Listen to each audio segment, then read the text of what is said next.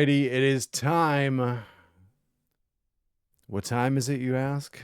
It's time to start our GM franchise in Madden NFL 27.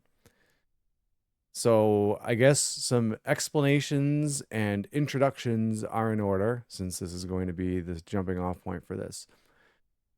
First of all, what do I mean by a GM franchise? So, if you're not familiar with football, I don't know why you're watching this, but if you're not familiar with football, GM stands for General Manager. It is the position, by and large, on a football team who is responsible for the construction of the roster, the hiring of the head coach, usually, although that's oftentimes also an owner decision. Sometimes the title is not specifically general manager. There's all sorts of wacky titles that have been thrown around. I think usually like um, vice president of football operations or something like that. I don't know. But anyway, general manager is the kind of more widely known term for the position that we are going to be focusing on here. Now, in Madden, specifically in Madden 27, but in Madden, when you do a franchise, you can't actually choose to be a general manager. You used to be able to choose between being a coach, an owner, or a player, and then I think more recently they got rid of the player option. Now there's like a superstar mode or something that's for that purpose. Um, Now they've even gotten rid of the owner part of it, which I it's a give or take for me. So I didn't really care about the stuff that they added for owners, where you get to choose, you get to worry about all the stadium stuff, and you set your ticket prices and your concession prices and all that. Didn't really care about that. I only cared about not technically being the one responsible for the day-to-day coaching decisions and all of that. So now we essentially have to play the franchise as a coach, but I'm not going to do any of the coaching stuff. I'm merely going to be the general manager, and I'm going to do the roster decisions, and we're going to watch the games under Super Sim, the slow Super Sim options, and we basically just watch the game happen. So you're essentially, the experience is going to be as if you are watching the game on Sunday or Thursday or Monday or whatever day these games happen to be falling on, and you are sitting in the owner's box with the GM or wherever the GM is watching the game from. You get that perspective. So that's the general idea behind the franchise. So we only deal with the roster stuff. The games play themselves, and we go from there. I did this most recently with Madden 24 and Madden 25. I did not get Madden 26. And I really enjoy doing it this way. So I won't sit here and claim to be the biggest Madden expert, because before Madden 24, I hadn't played a Madden game in several years before that. So, I didn't mean to do that. New program alert. What in the world? I don't even want to know. Ultimate Team. I don't even want to know. I don't even want to know. I'm hitting buttons on the. I instinctively, so I have kind of trained myself over the course of doing these Madden franchise things, and also when we were doing the WWE 2K custom universe, that I have to hit the Xbox controller every now and again so that it doesn't disconnect the Xbox controller, or it doesn't do like the screensaver where it dims the screen. I wish there was a way you could shut that off, but I've never found a way to do it. Anyway, so so yeah. So I guess before we really get into the meat and potatoes and start things up here, um, talk a little bit about the fact that I did some testing with Madden 27 for the past couple of days. This was essentially trying to get some kind of slider or settings that I think will give me the most realistic games and results as possible. That's my goal. It's always my goal with these games. I am very much a sim player. I want things to be as close to real life NFL as possible. So I did some testing with and some work with utilizing ChatGPT, and essentially we did. I'm going to say I mentioned this before I started recording. I'm going to say we. I say we a ton. I think I lump you guys in with me when I say like we're gonna play this. I'm really the one playing, but you guys are in on the experience. But for the testing, I'm saying we. I'm referring to me and Mr. GPT. If you consider it a Mister, if you want to make it a Mrs., that's fine. I'm not gonna judge. So we did 12 games. I did a franchise. I set up a franchise as the Patriots just because that's the team. That's my team. You guys mostly know by now I'm a Patriots fan. Um, it was just the first team that because when you start up Madden, it's like who's your team? Blah blah blah. Like Patriots. So anyway, so we did. I did 12. I did the 12 games of a franchise with the Patriots. Um, and didn't actually end up tweaking a lot for these first kind of settings that we're jumping off with. This is going to be kind of a working, living thing where we're going to be analyzing as we go and potentially making some tweaks and changes to try and get things more in line if it's necessary.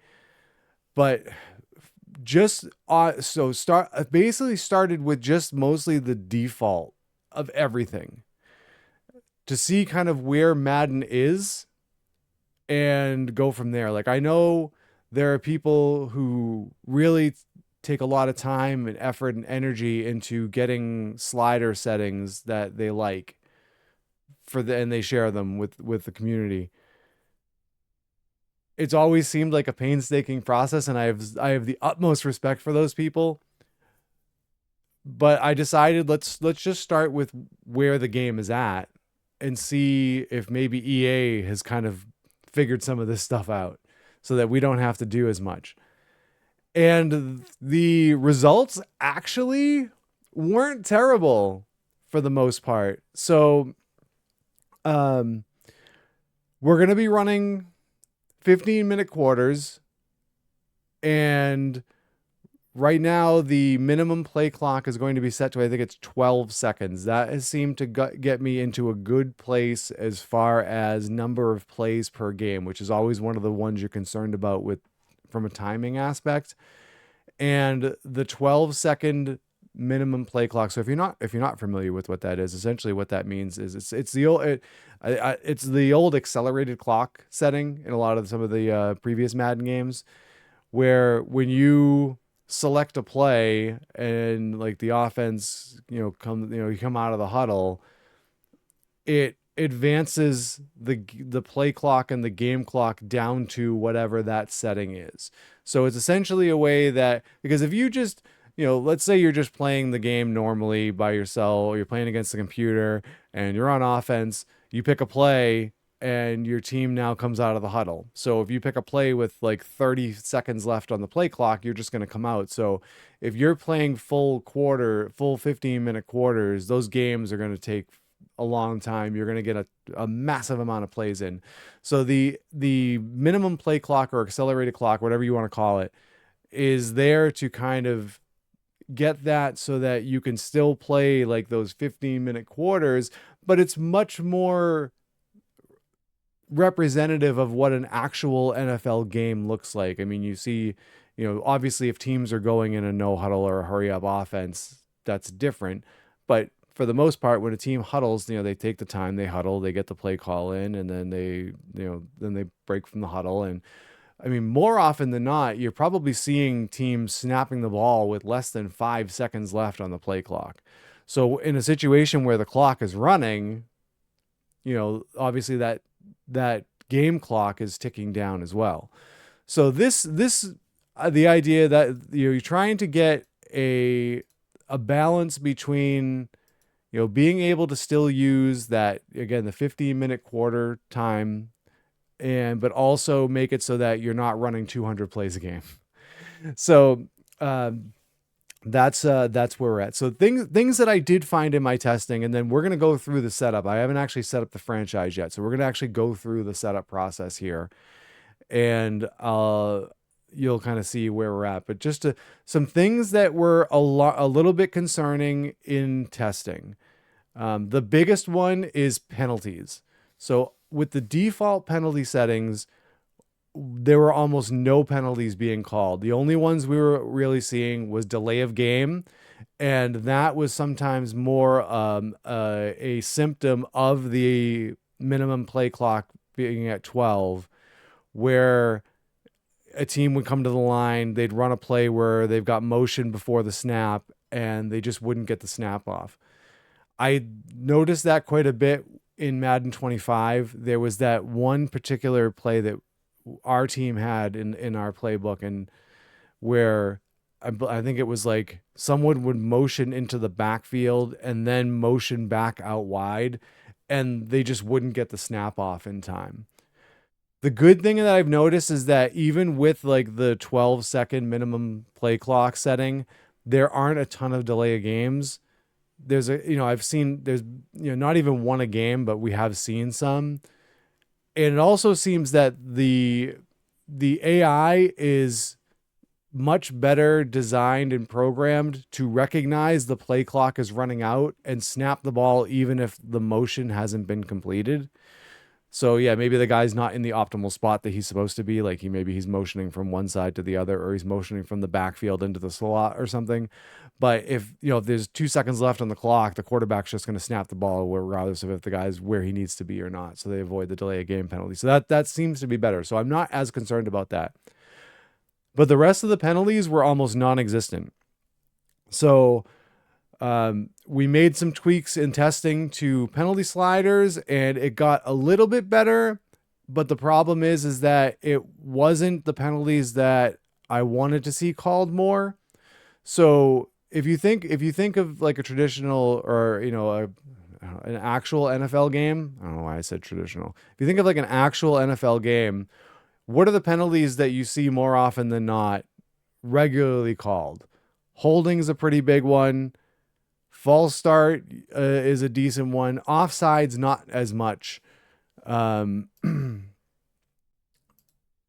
else? Let's see. What else? Those are kind of the big ones, and defensive pass interference. Oh, my bot's not on. Thank you, Jax. I'll turn my bot on while I'm talking.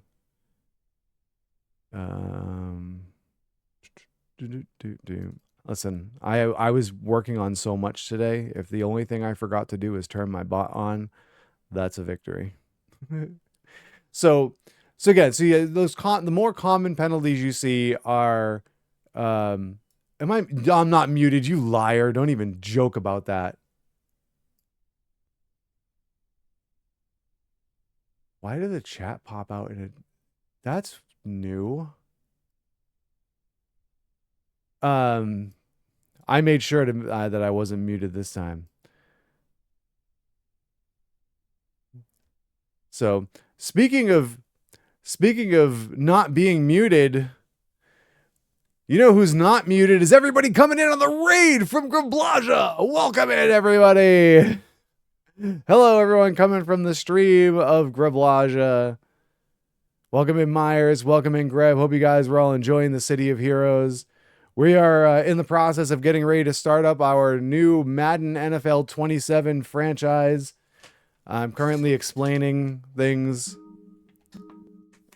And Jax is redeemed for a treat for Steve.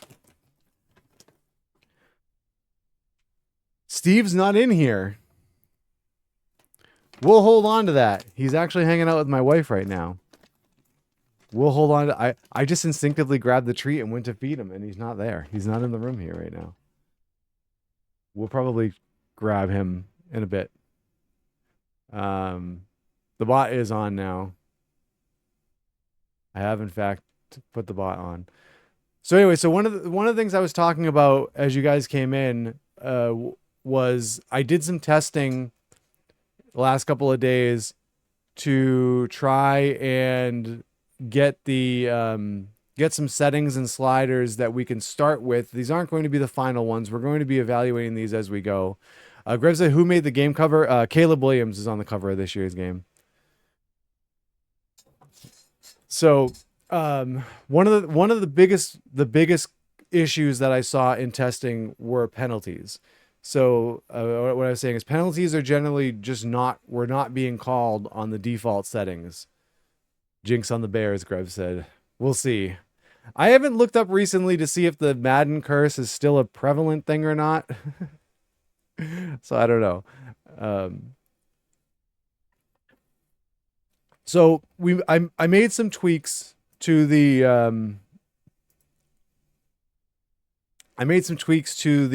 penalty sliders, and then had a few more games of testing, and it was better, but like it wasn't.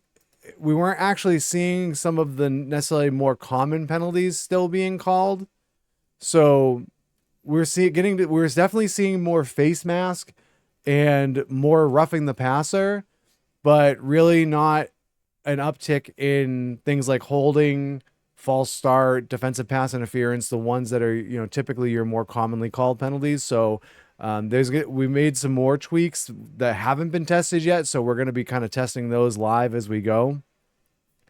So penalties was kind of a big concern in testing. Sacks was another one.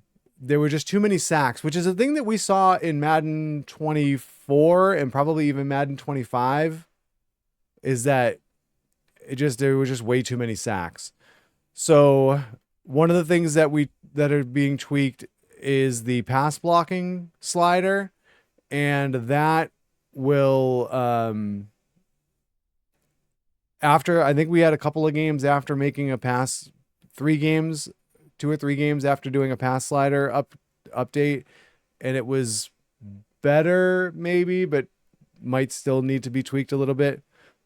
The one other thing that stood out in testing is running efficiency. Yards per carry was a bit high. There were some games where it was very high for both teams, and then some games where it was much more normal. So we're not actually making a change quite yet with run blocking, but let's see, where is gameplay sliders? So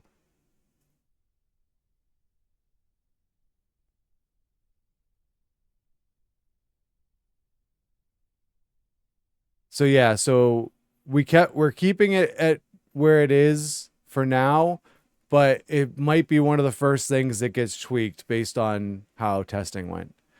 So those were kind of the 3 major ones. The number of plays per game were pretty high at first, but once we went back started the testing at 15-minute quarters with the 15-second minimum play clock setting, and then it was a little bit high, so we moved the minimum play clock setting down to 12 because I really wanted to try and stay with the 15-minute quarters. And then so moving the minimum play clock down to 12 really did pull the number of plays per game kind of in line with where we want them. So I think that we're in a good spot there. So those were kind of the major things that I noticed in testing, but we're going to be, that's one of the things that is going to be a little bit different from this franchise run than from the last ones that I did on stream. Is I am going to be tracking a lot of stuff. So after every game, I'm going to be jotting down a lot of information and using that to kind of tweak things as we go.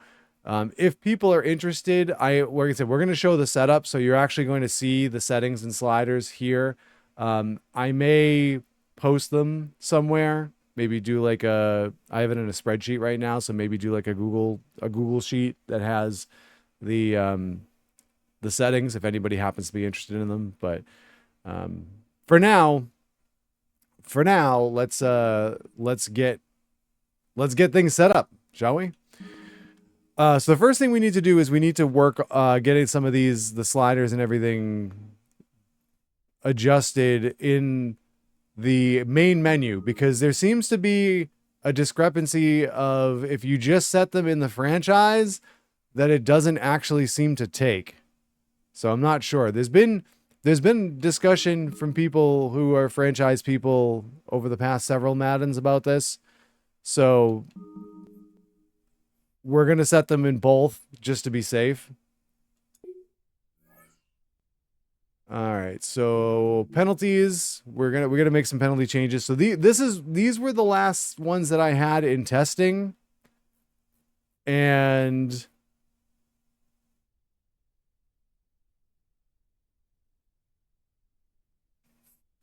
I think we're actually making some tweaks, but let me just, yeah. So offside, we're going to stay at 60.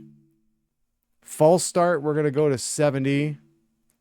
Offensive holding, we're going to go to 70. Face mask, we're actually going to go down to 55. Illegal block in the back is going to stay at 60. Roughing the passer, we're going to go back down to 50. Defensive pass interference is going to stay at 70. So that's where this is where we're going to start with our penalties. Everything else is going to be on. I know there are some people that like to turn off like intentional grounding, because I think if they feel it has something to do with quarterback accuracy. But we're going to leave everything on, unless there's a really good reason not to.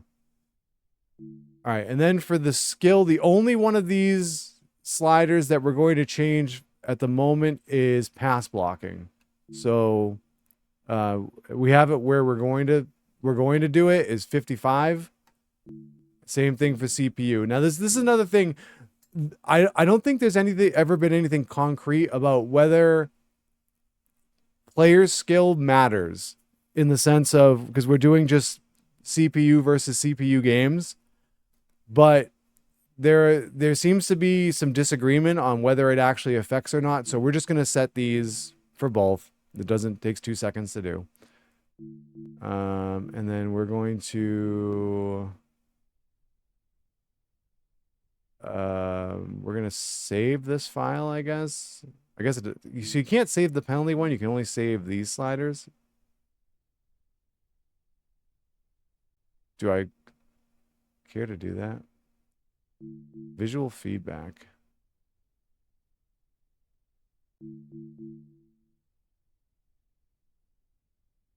We're going to turn this off. We're going to turn this off. We're going to turn this off. We're going to turn this off.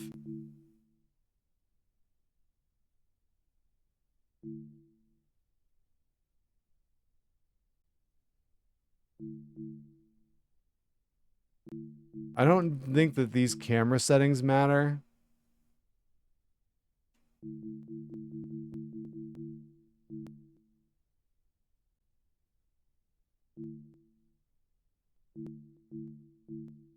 But maybe we come back to this later. Coach adjustments.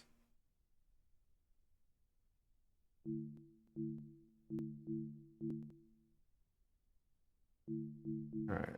Auto subs.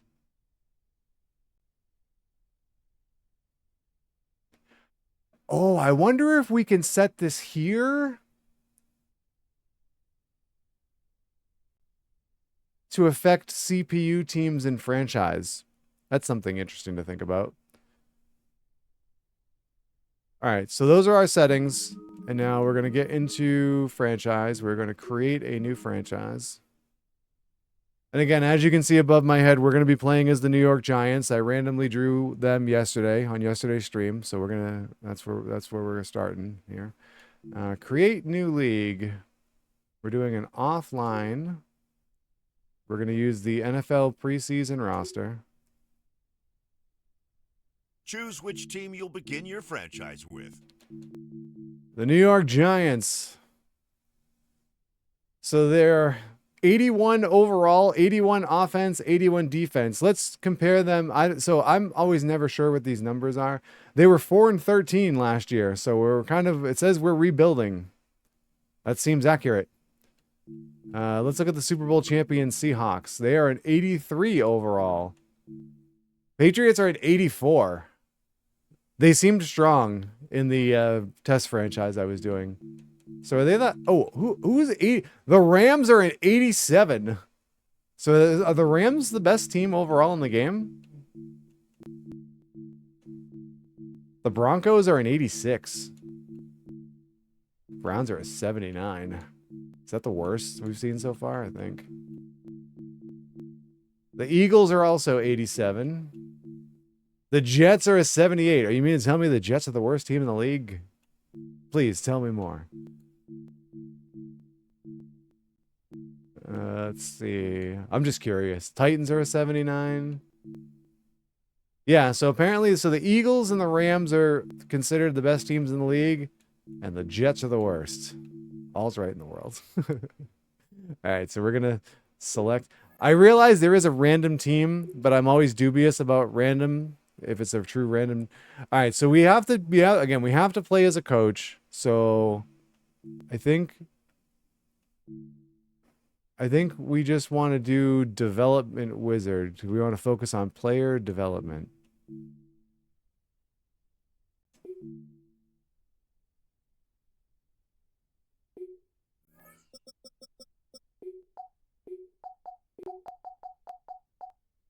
I'm going to make my name Alexander Arethius. Whoops. Would help if I could type.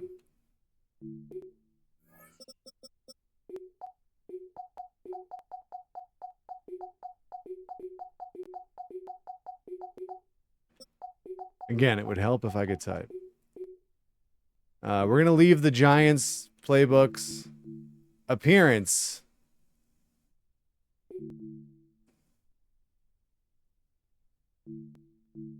You got any coaches with long hair?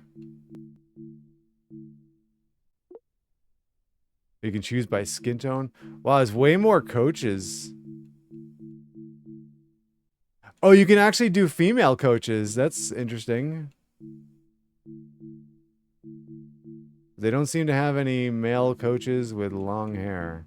Oh, except for this guy who's got like the man bun going.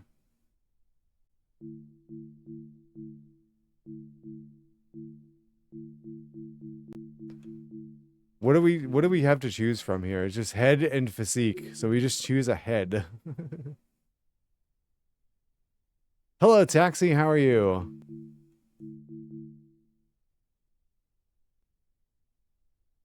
Whatever. I guess I don't really care about this that much.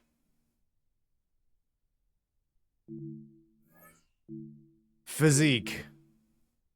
Standard, whatever. Because I'm alive, woke up breathing, so it's a good day.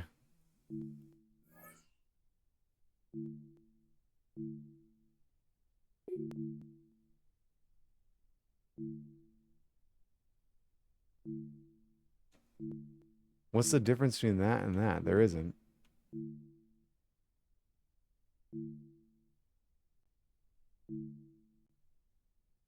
Cut off hoodie? Wait, is this like just a tank top? Oh my god.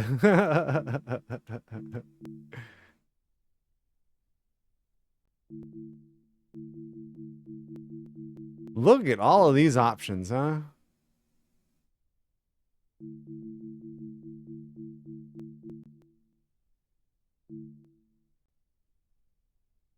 Hoodie under like a windbreaker or whatever that is.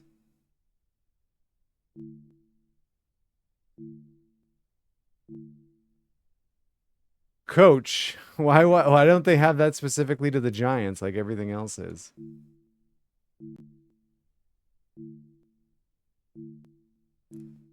They have like a zip up hoodie. Again, I don't know why I'm taking this far.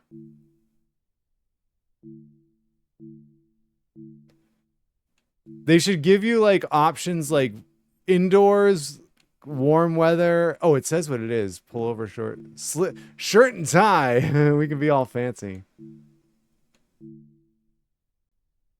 T-shirt, hoodie, thin hoodie. All right, we'll do the zip up here. That's fine.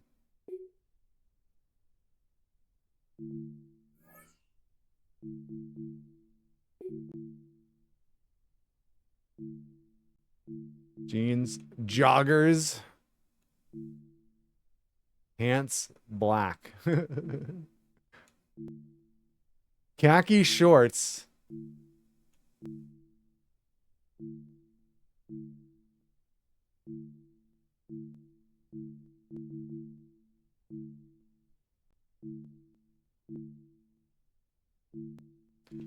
I wouldn't mind the joggers if you could choose a different color for them. We'll just do black pants. Sounds great. You can choose your shoes.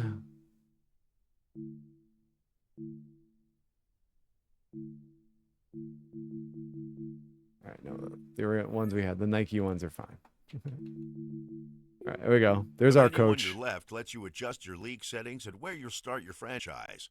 In the preseason, the regular season, or with a fantasy draft. All right, so we're going to start with the preseason. All right, now this is where we got to pay attention to what we're doing here.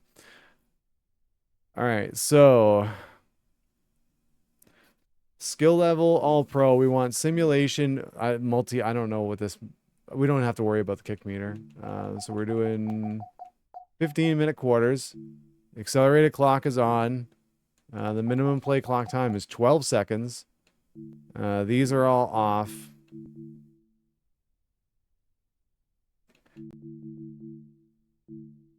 Except for home field advantage, we're leaving that on. Breaking news is whatever, it's fine. Team, full control. Weekly training is auto. Because we're not the coach. Live event, contract, scouting, league advancement, manage practice reps is on auto.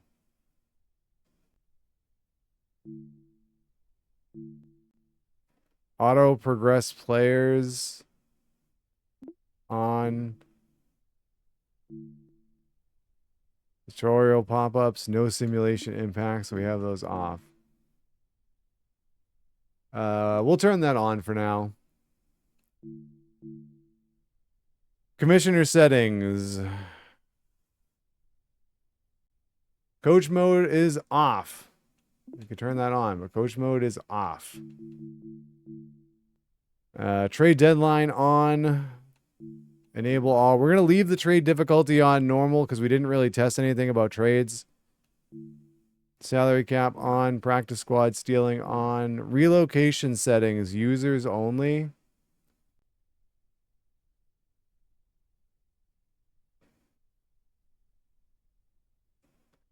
I'm always torn about this because the teams don't relocate that often, and I don't think I want them relocating. Jack says the Indiana Bears. Didn't the owner come out and say that's not a thing? That's not going to be a thing this week. Yeah, we're gonna you know what? I'm just gonna disable it because I'm not gonna relocate, so I'm just gonna disable relocation. Practice injury on, pregs injury on, prospect storylines on, draft presentation full, draft timer. I think we turn this off. Jack says they keep saying they are moving, but keeping the Chicago in the name. Really? So they're going to be the Chicago Bears of Indiana. Fantasy draft order doesn't matter. Persona editing limits. Conditioner only. Pre-order draft bonus. Pre-order bonus off. All right. League. Sorry. We're going to turn this on CPU only.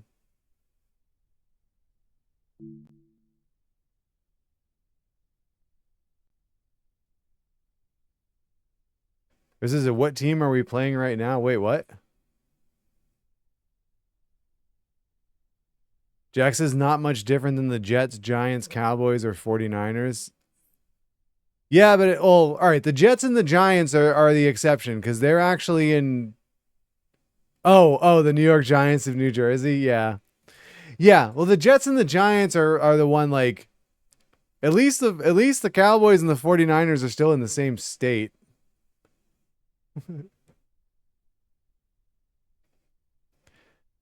Career clock is on, I guess.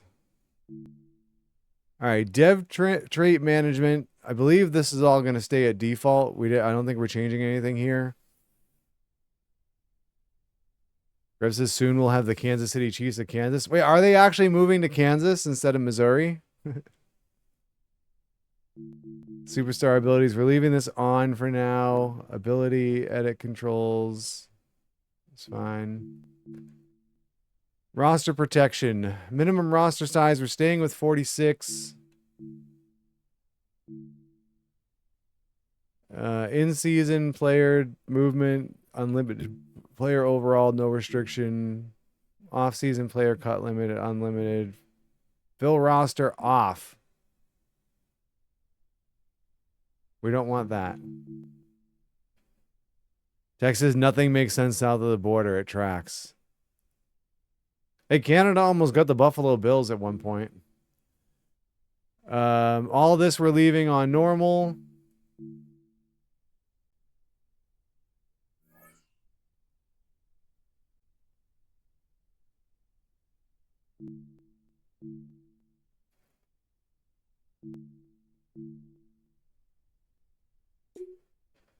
Whatever, named them to the Moncton Moose. All right, now let's go into major news surrounding one of the premier head coaches in the NFL. He and his club parting ways in a move that's sending shockwaves John Harbaugh fired by the Giants, NFL. I guess technically. All right, so game options.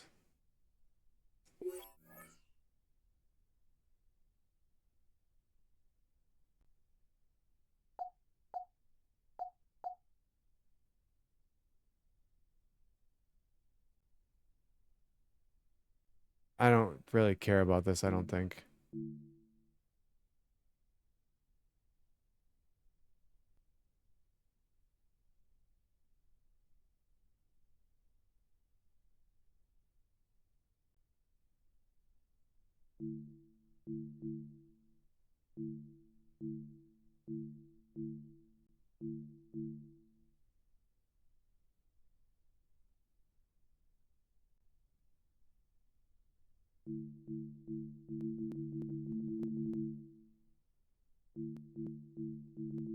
Huh.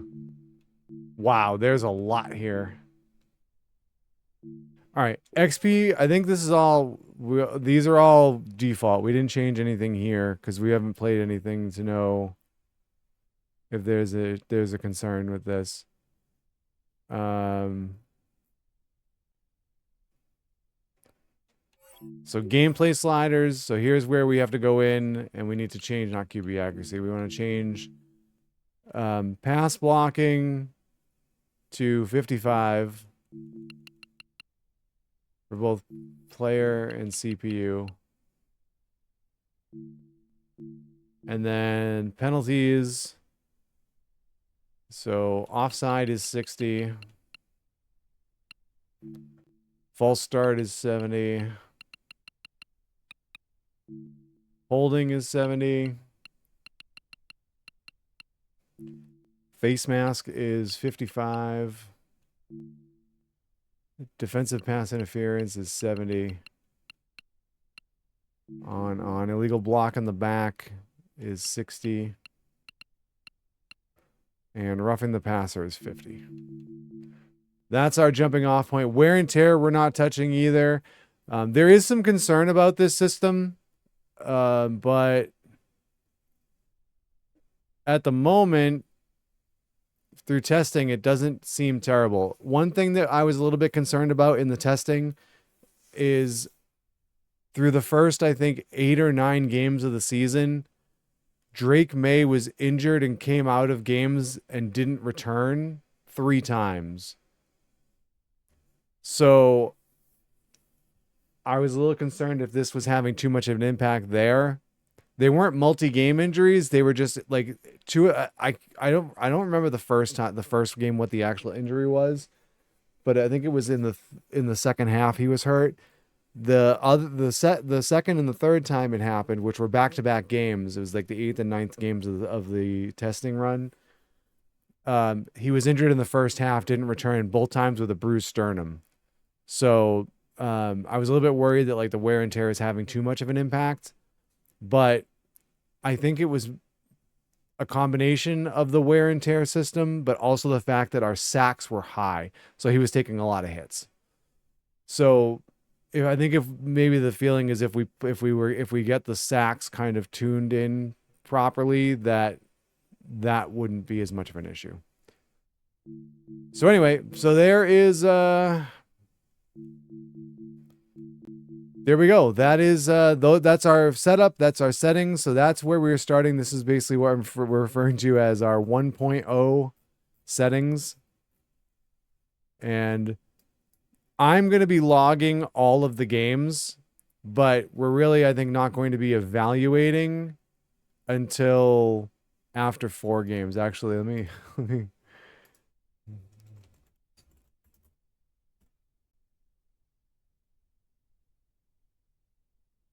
do you want me to see?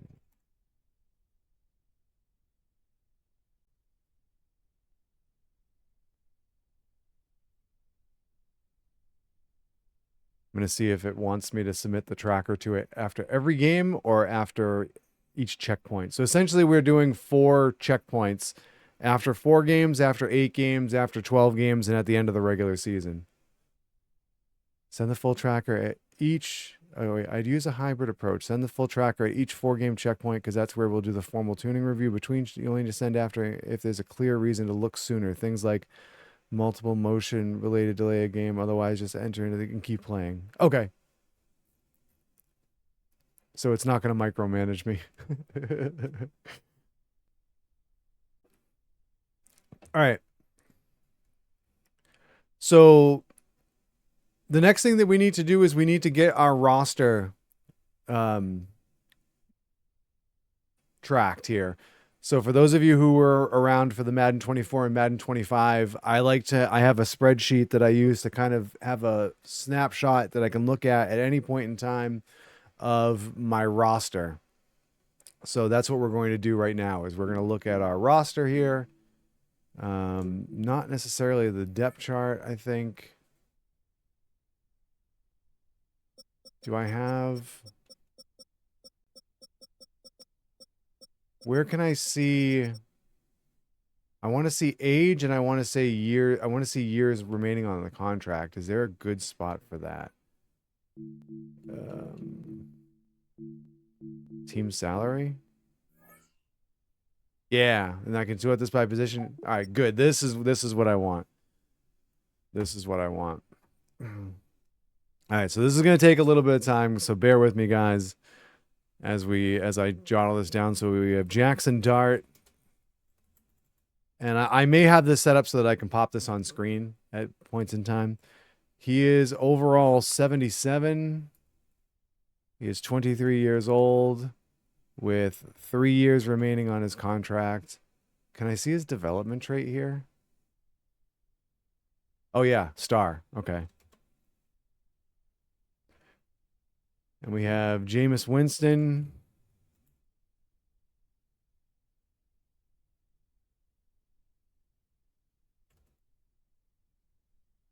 Who is 71 overall. He is 32 with 1 year remaining on his contract.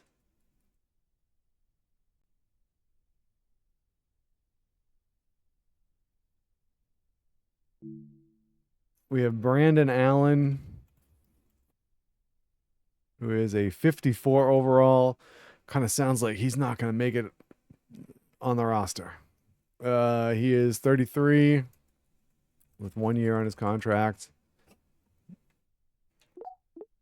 For running backs, we have Cam Scadaboo,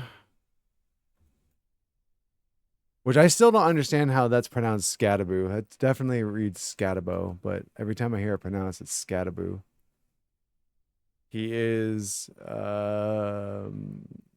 81 overall, 24 years old with 3 years left on his deal, and he is a star development.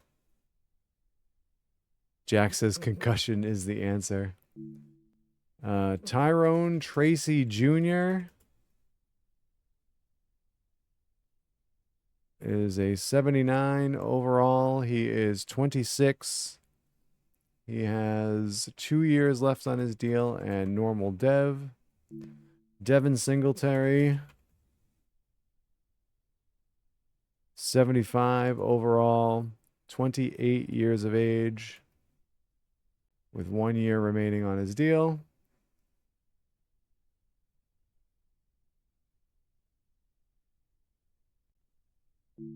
And we have Eric Gray,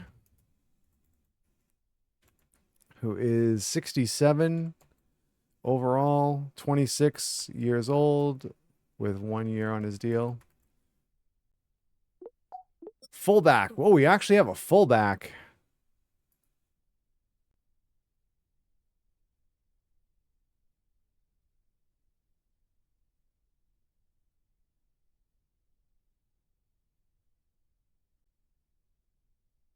I feel like fullbacks are kind of making a return, and I'm kind of here for it. Patrick Ricard, 82 overall, 32 years old, with 2 years left on his deal. Wide receivers. Oh my God, look at all these wide receivers we have on our roster. What in the world is this? Malik Neighbors.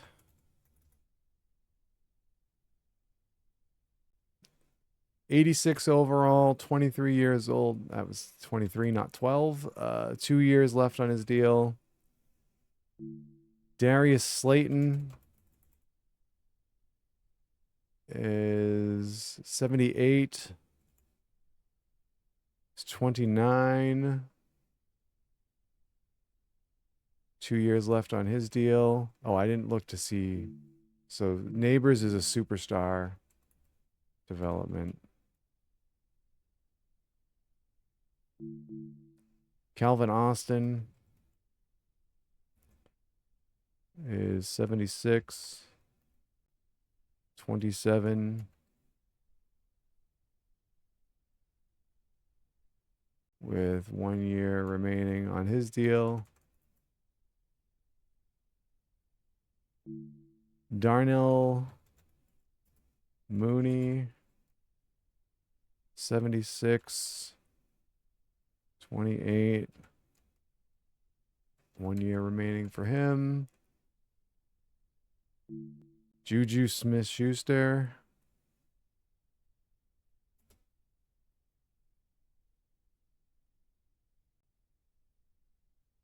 75, 29, with 1 year left.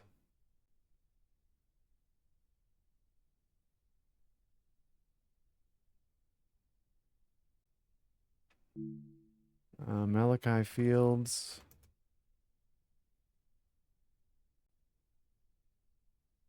is 73, 23 years old. He's got 4 years left, so he's a rookie. He's got to be a rookie, yeah. And he's got a hidden dev trait. Oh my God, look at all these. Odell Beckham Jr.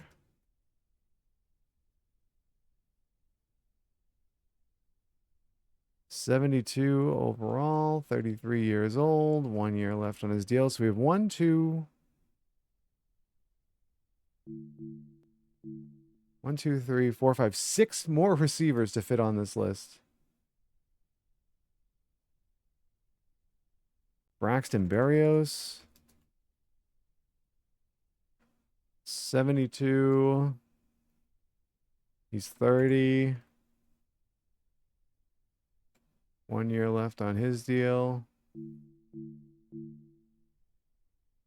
Xavier Gibson. We're a couple minutes away from being due for a break, so I may actually take it while I'm doing this. This is probably going to get cut out of the YouTube video, this part. Oh, hello, buddy. Hi, nice to see you, pal. Jax had said you should get a treat earlier. Would you like that now?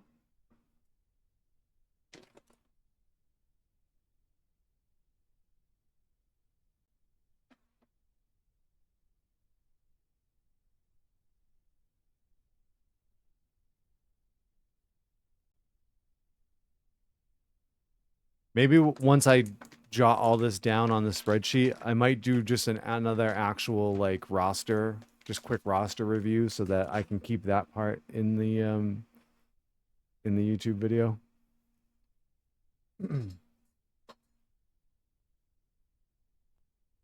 All right, so we've got Isaiah Hodgins. Oh my God, I got your eye gunk on me.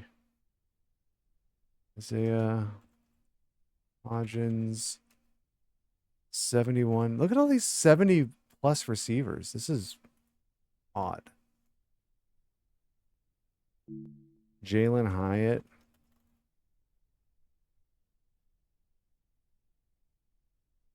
$24. I might want to look at what the free agent wide receiver pool looks like, because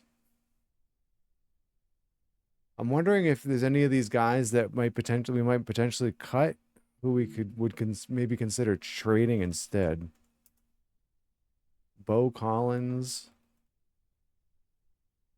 67, 23 years old. He's got 2 years left on his deal. Gunnar Olszewski.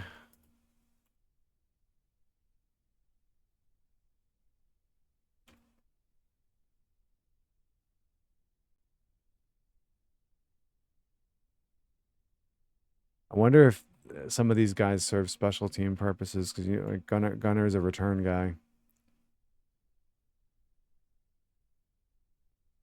All right, there's our massive wide receiver. No, I don't want to change teams. I still want to be in the Giants here. Tight ends. Theo Johnson, who is 77 overall, 25, with 2 years left on his deal.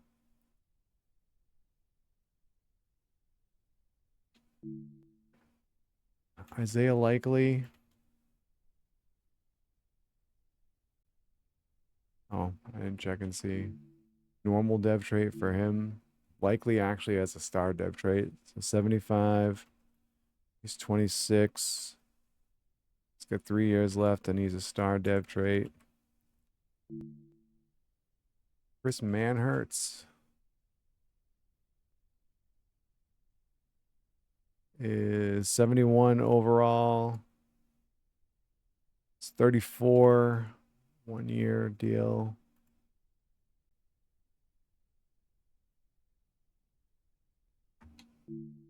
Thomas Fidone II is a 65 overall. He is a 23-year-old guy with 3 years left on his deal. He seems like a practice squad likelihood. All right. We're due for our break. So this is what I'm going to do. It's going to be a little bit different than our normal break. I actually have to go. I'm going to go grab another soda. I'm not going to go to the be right back screen. I'm just going to run the ad break. So for those of you who get the ad, you're just going to get the ad. You're really not going to miss anything. Pop. I don't call it pop. Soda. Pepsi is soda. Not pop. Get out of here. Get out of here with your Midwestern sensibilities. At least you didn't say Coke if you want a Pepsi. No, I don't.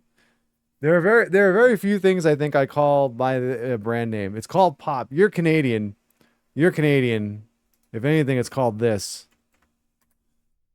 So I'm gonna run the ad break, and then I'm just gonna keep going. And I will welcome everybody back from the ad break when it's time to welcome everybody back. But you're not missing much. You're just gonna miss me putting stuff into my spreadsheet. So for those of you who are getting the ads, hang tight, guys. I'll be back in a couple minutes.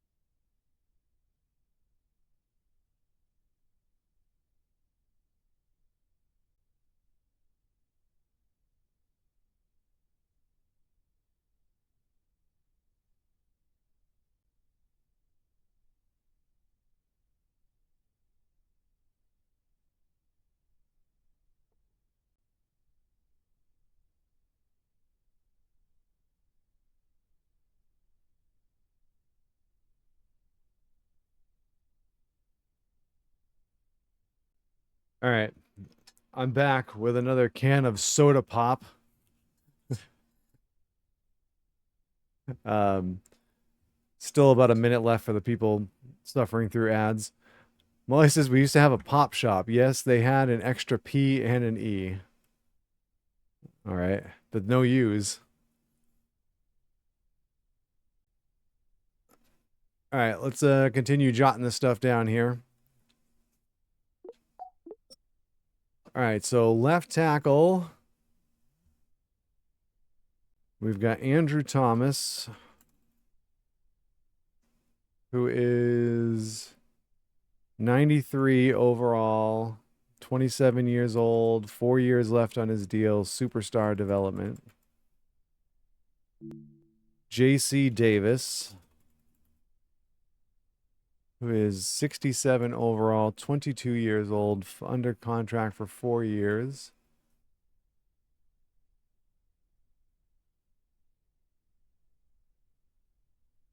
All right, welcome back to everybody who is watching ads. You haven't missed much. I've started working on the left tackles.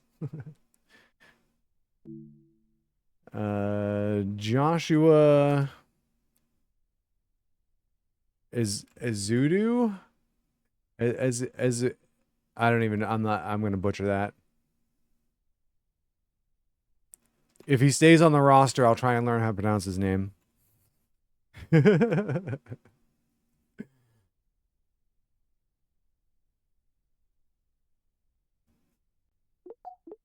Left guard, we have John Runyon.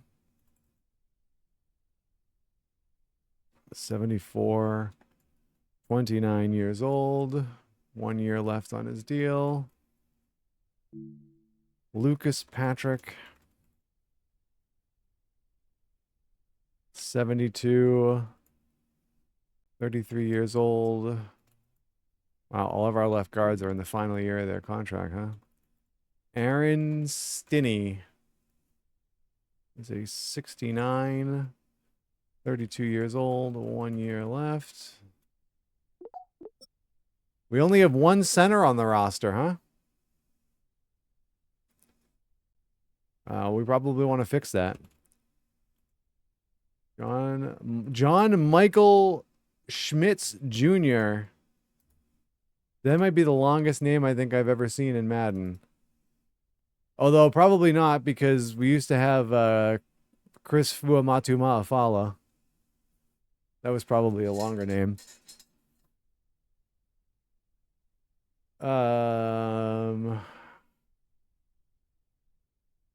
73 overall. 27 years old. 1 year left. We need room for at least one more center on this sheet here. Right guard.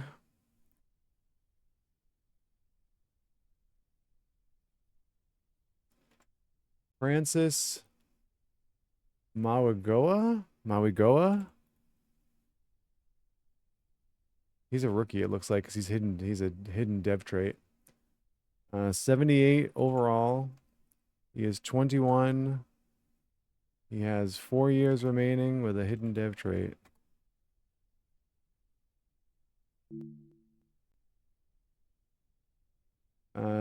Daniel Falele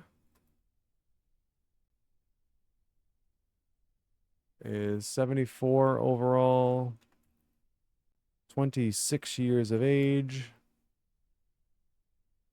with 1 year left. We have 2 more guys here to fit in at right guard. Evan Neal,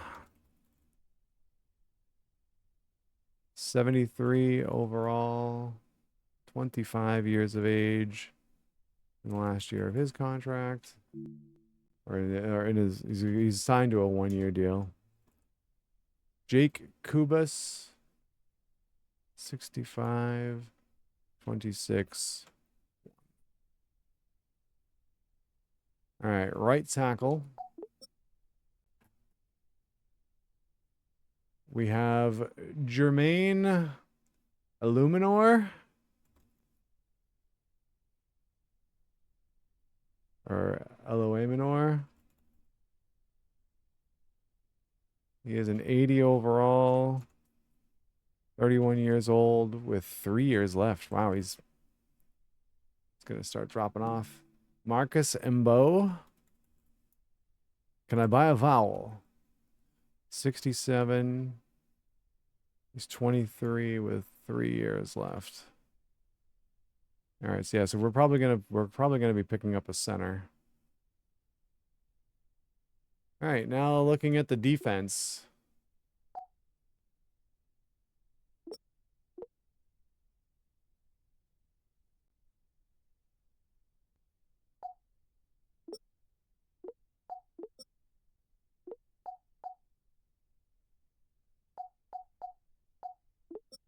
Let's have to figure out what we run for defense. So we have left edge, right edge. That's kind of new.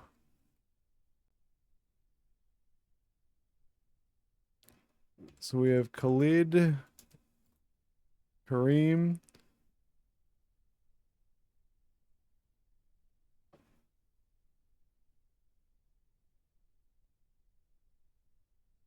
Who is a 67. He is 28 with 1 year left. We'll probably look to pick up another left edge.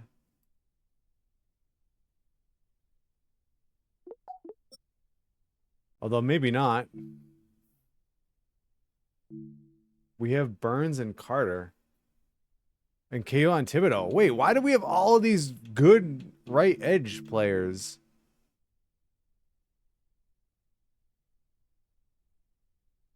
That seems a poor allocation of resources. Ryan Burns, 89 overall. He is 28. 3 years left. Superstar.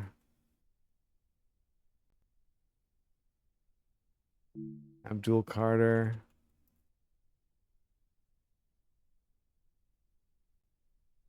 That's why Thibodeau has been on the trading block in real life. Oh, really? He's an 81. 22. Can we just move him to left edge? Like,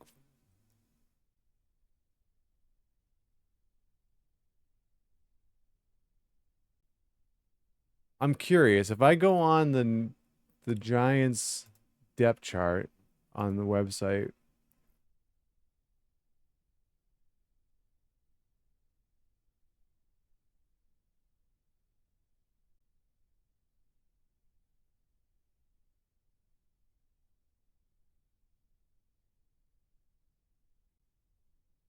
they have Abdul Carter listed as a Sam linebacker, along with, and Kayvon Thibodeau is too.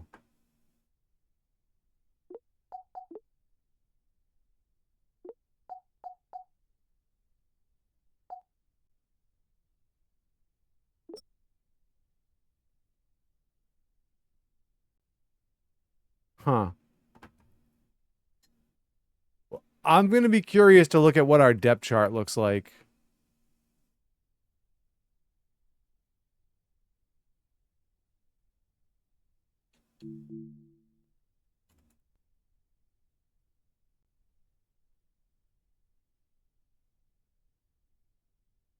All right, Thibodeau, 78, 25. Oh, he's also in his last year of his deal, too. Makes him a trade target. Chauncey Golston.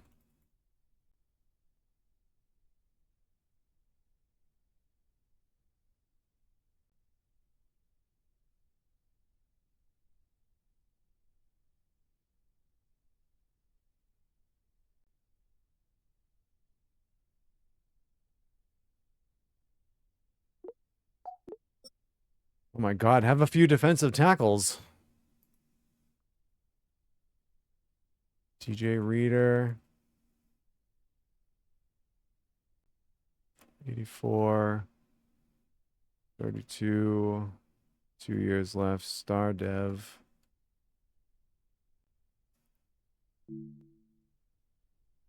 Shelby Harris.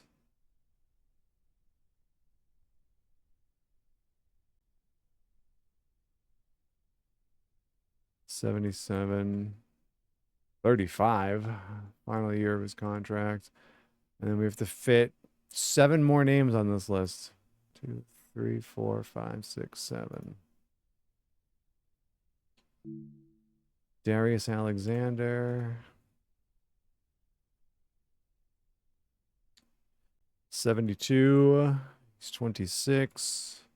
3 years left on his contract. Roy Robertson Harris.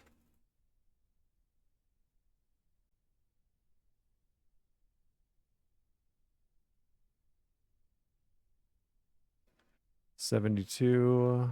He is 33 in the final year of his deal. Lakey Fotu. 70. 28. 1 year contract. Zach Pickens. 68.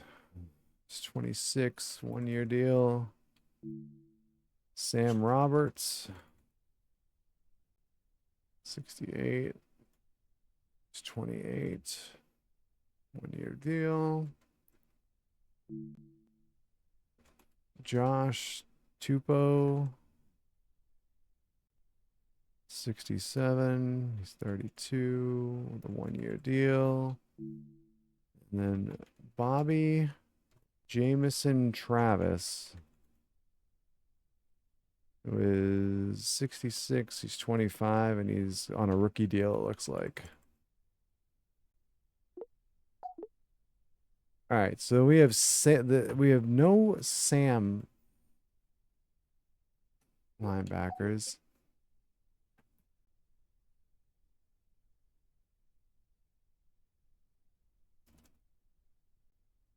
It's just strong side and weak side linebacker, right? Yeah. And Mike is middle.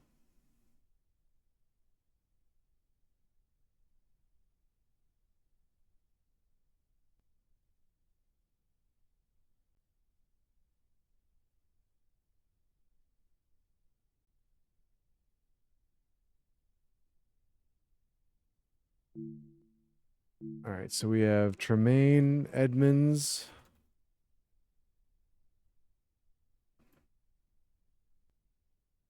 $83. He's 28. He's got 3 years left. He's a star dev. Zaire Barnes. 66. He's 26 on a 1 year deal. Jack Kelly. 65. He's 23, and he's on a rookie contract.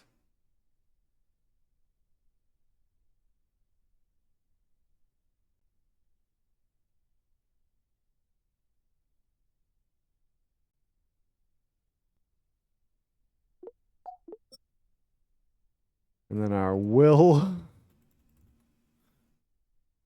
So we have Arvell Reese, who is a 79. He's 21 on his rookie contract, and he's a hidden dev trait.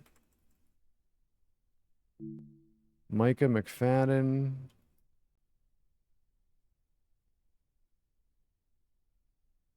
He's 26. No, he's 76. He is 26. And on a 1 year contract.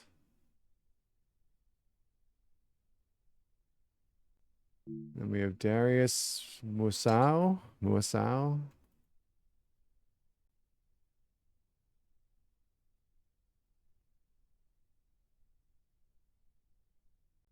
Who's a 70. He's 25. He's got 2 years left on his contract. All right. Cornerbacks. Paulson Adebo.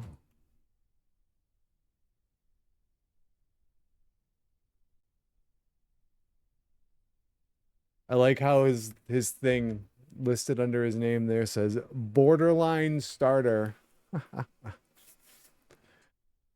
79.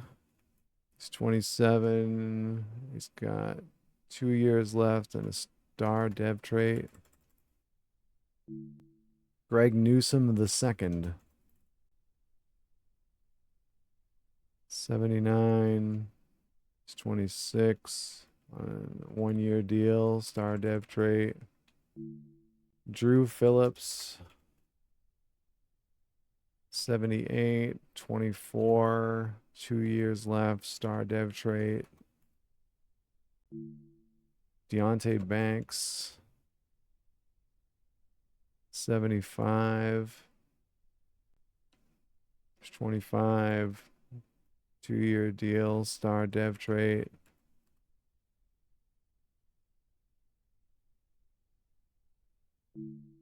Colton Hood, 75. He's 21. He's on his rookie deal with a hidden dev trait. Ardarius Washington.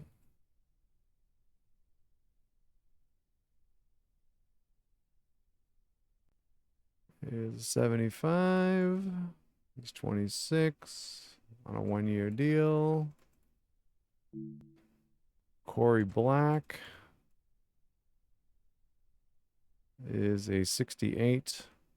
He's 24 on a 1-year or last year of his contract. No, stop changing the team. Free safeties. Javon Holland, 83. He's 26. 2 years left. Star development. Elijah Campbell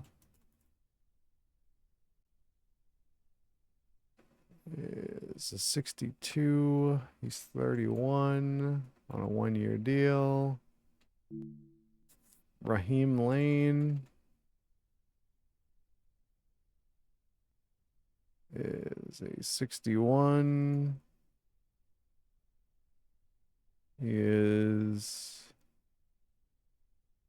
27 on his last year of his contract. Oh my God, my hair is just, Ben is like blowing it somehow.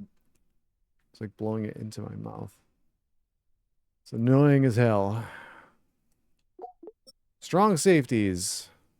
Tyler Newbin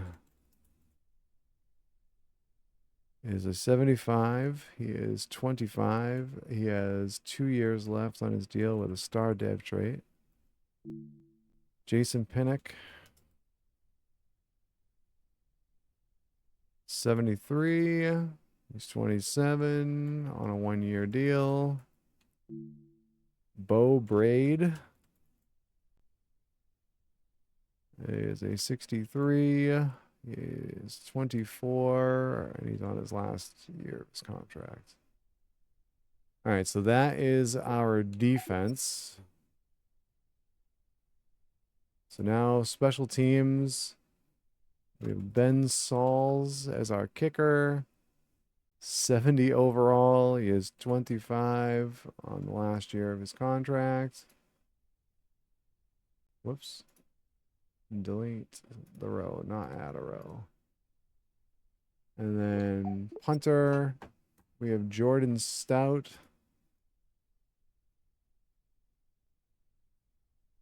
It is a 75. He is 28 with 3 years left on his deal.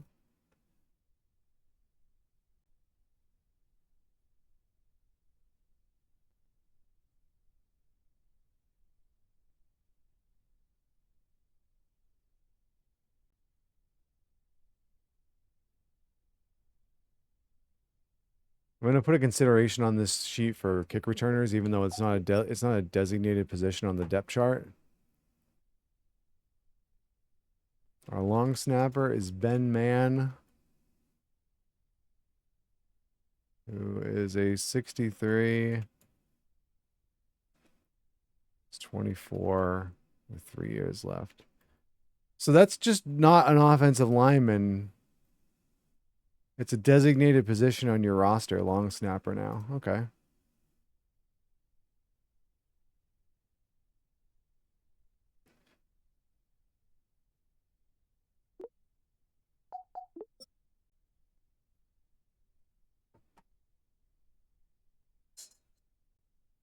All right.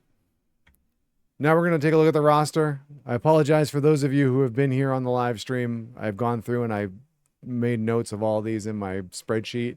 So we're just going to quickly review the roster again here and talk about some things that we may look to do or change as we get towards the regular season. So we've got Jackson Dart as our starting quarterback. He is a star development trait. He's 23. So we, in theory, should not be in the market for a quarterback in the draft anytime soon. And we have Jameis Winston as our backup. We have Cam Scattaboo as our running back. Tyrone Tracy as our second back. Also Devin Singletary. We've got Patrick Ricard as our fullback. We have 1 million wide receivers on our roster. And when I say 1 million, I mean 13 of them. We are not carrying 13 receivers. So we have Malik Neighbors, who is a superstar dev trait, Darius Slayton, Calvin Austin, Darnell Mooney, Juju Smith-Schuster. Real Retro Rob says, get Joe Flacco. I don't think we need Joe Flacco. Myra says, Winston, start looking now. I mean, we'll need a new backup probably in at least a season or two if we decide to re-sign him. Malachi Fields, who is hidden dev trait. So these are probably the six receivers that are going to make the roster. Maybe we carry a seventh. I don't know. I'll have to see how it looks. Jackson's trade for JJ McCarthy? I don't think so. So Beckham could possibly make the roster. The question is going to be like, is Gunnar Olszewski our return man? So does he somehow get a roster spot? Braxton Berrios, I think, is a good returner. So like there are a couple of these guys. Do they somehow stick because they're return guys? And maybe, you know, Smith-Schuster gets cut. I don't know. We'll have to see. We'll have to see what it looks like as we get a little bit closer. Tight ends. So we've got Theo Johnson and Isaiah Likely.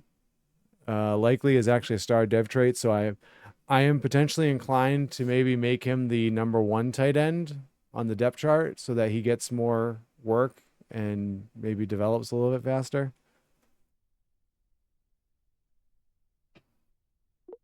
Offensive line.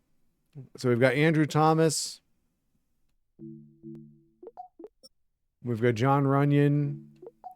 We only have 1 center on the roster. So I do have, you know, I have 3 left tackles. I have 3 left, or I specifically have 3 left guards and 4 right guards. So I could conceivably put one of them as the backup center, but I generally like to have a dedicated centers.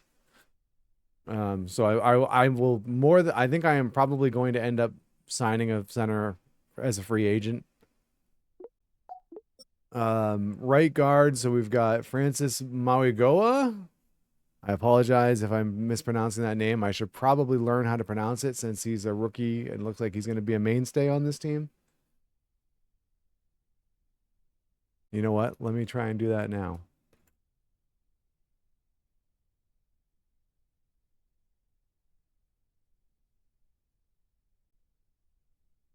Maui Noah is what it sounds like, or Maui Goa. Hold on. How do you pronounce this? No, I don't want TikTok. Show me like a YouTube video.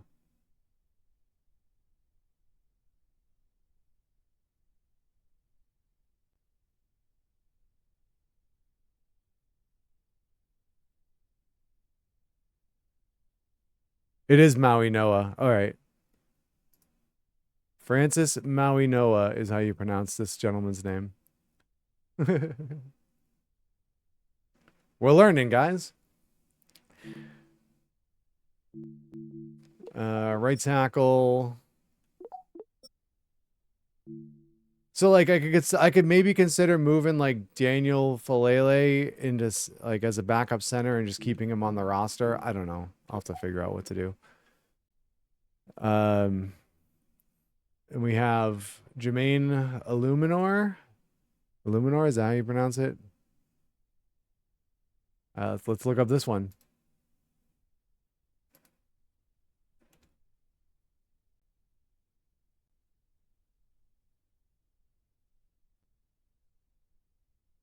Illuminor. I had that run right. Let's go.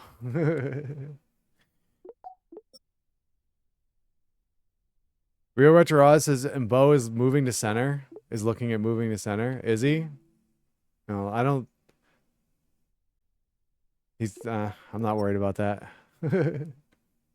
Are you a Giants fan? Is that why you know that? Why would you know that?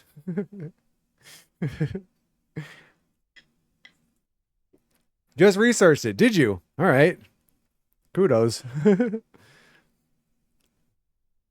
All right. So we have Khalid Kareem at left edge.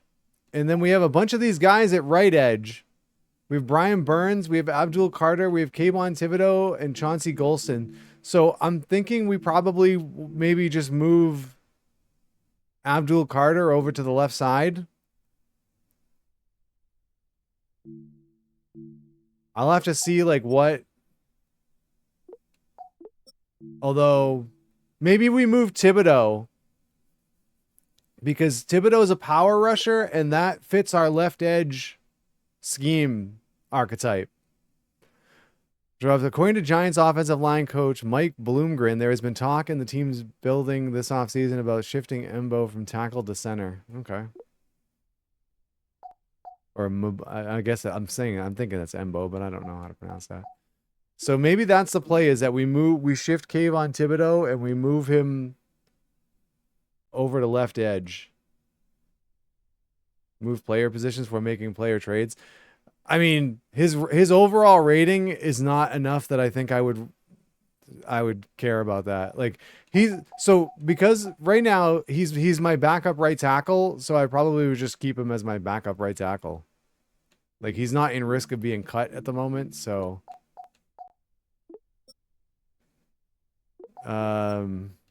yeah, so I think maybe that's what we do is we move Thibodeau over to left edge. Although that would mean that Carter's not starting and we have Burns and Carter.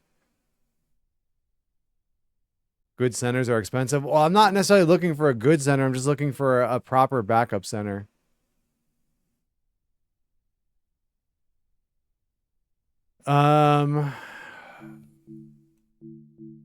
Yeah, I'm going to have to figure out what to do with this because having like 3 good right edges seems, and then where Thibodeau doesn't actually fit the scheme fit.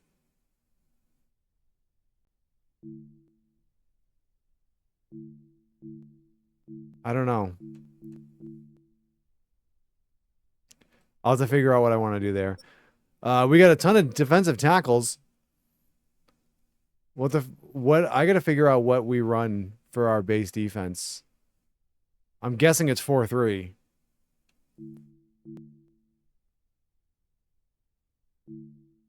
Even though this is saying nose tackle. Hold on. Let's look at this. What do we run?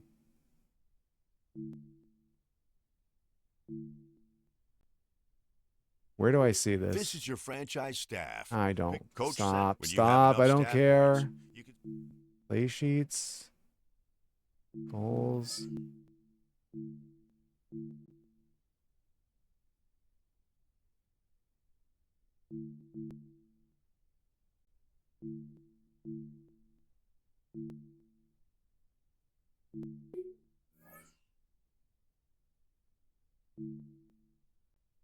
Team schemes? Okay, so we run a 4-3. But we're looking for like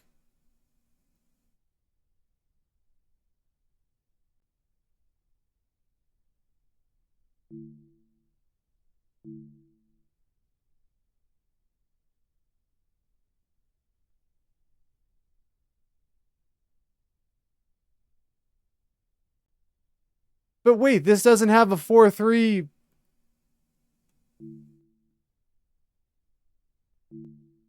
This doesn't have a 4-3 formation in it.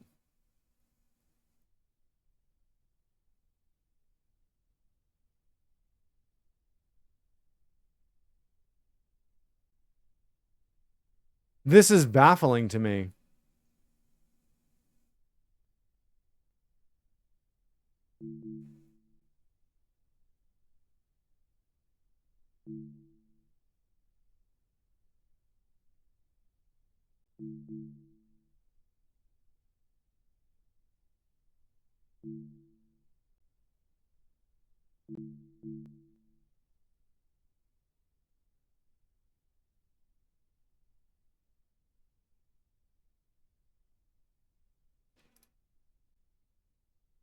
Do the Giants run a base 4-3 or 3-4 defense?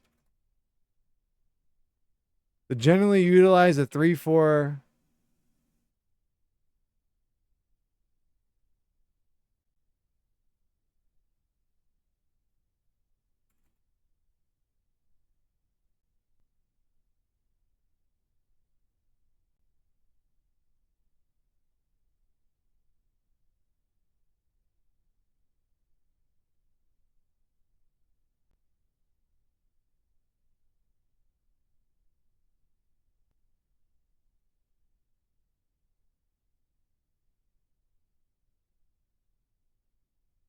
Yeah, I feel all right. So I feel like this is they're supposed to be a this is supposed to be a 4-3 defense, a 3-4 defense. So if we do base 3-4,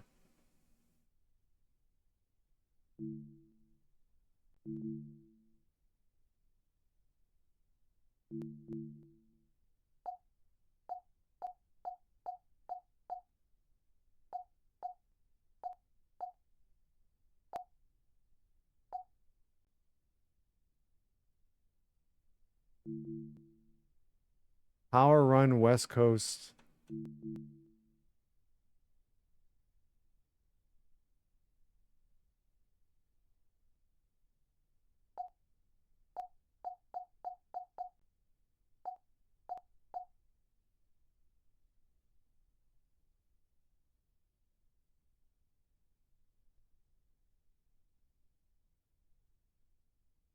This seems like this would fit the playbook better.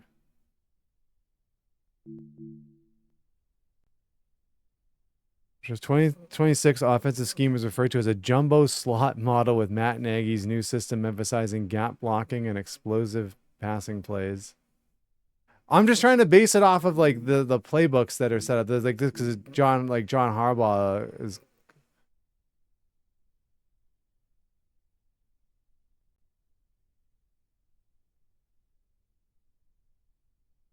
a lot of shotgun, huh?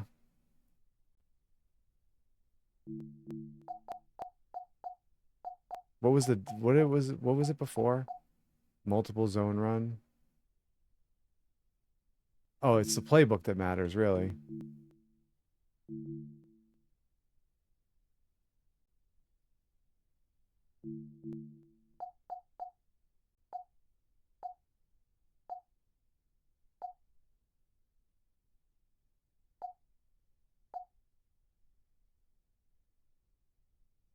Like I feel like this matches what it says about the off. Although, but it also says that the defensive playbook is 4-3 and it's not a 4-3.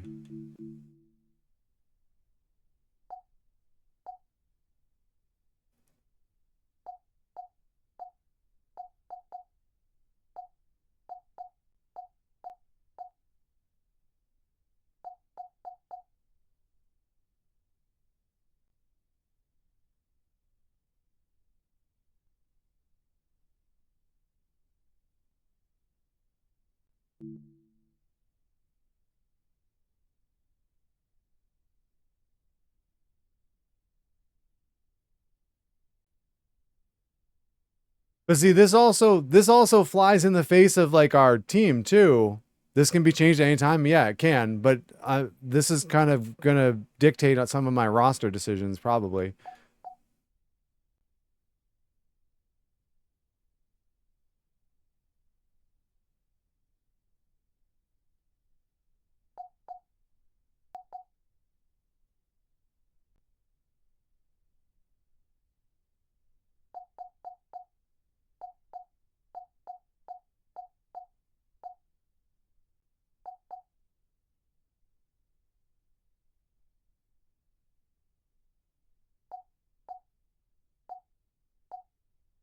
Because this makes a little bit of sense to me. In this, it's weird that it's showing nose tackle for 4-3 though. I wouldn't think that you would want a defensive tackle with a nose tackle archetype.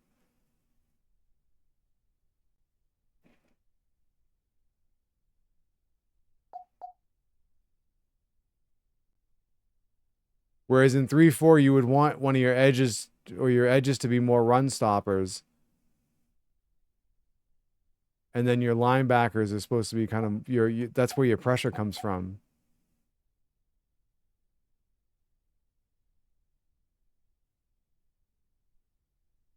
All right, let's just leave this where it was, I guess.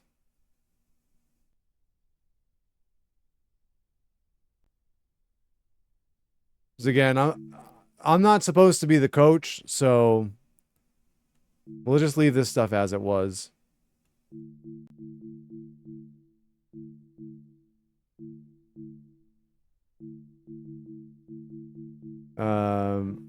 I do actually want to look at the scheme though, the scheme thing, so that I know kind of what I'm looking at. So field general for quarterback, power back for running back, blocking for fullback. I forgot fullback's the spot. I'm like, wide receiver. I don't want blocking wide receivers. Blocking. Physical for wide receiver, tight end, possession, left tackle, pass protector.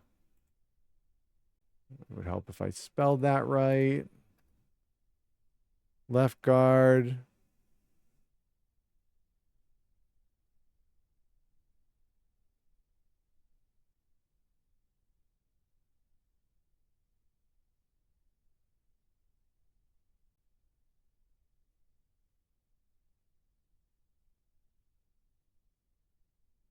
Yeah, I'm really not looking for a chat GPT or AI read on what playbooks and stuff I should choose.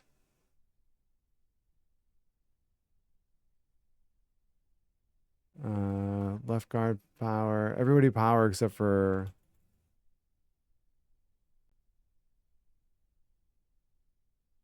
just basic default. I mean, yeah, it's kind of what I did. All right, so then we have left edge. I mean, really, the goal here is to try and figure out how I'm going to clean up the way too many right edges.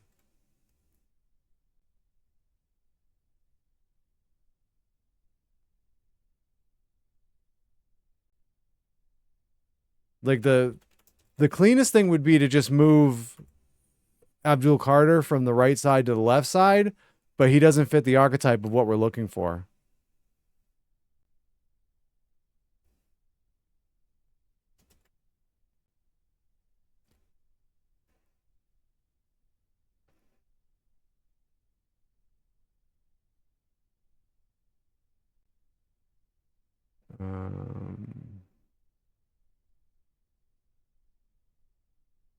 Whoops. Pass coverage.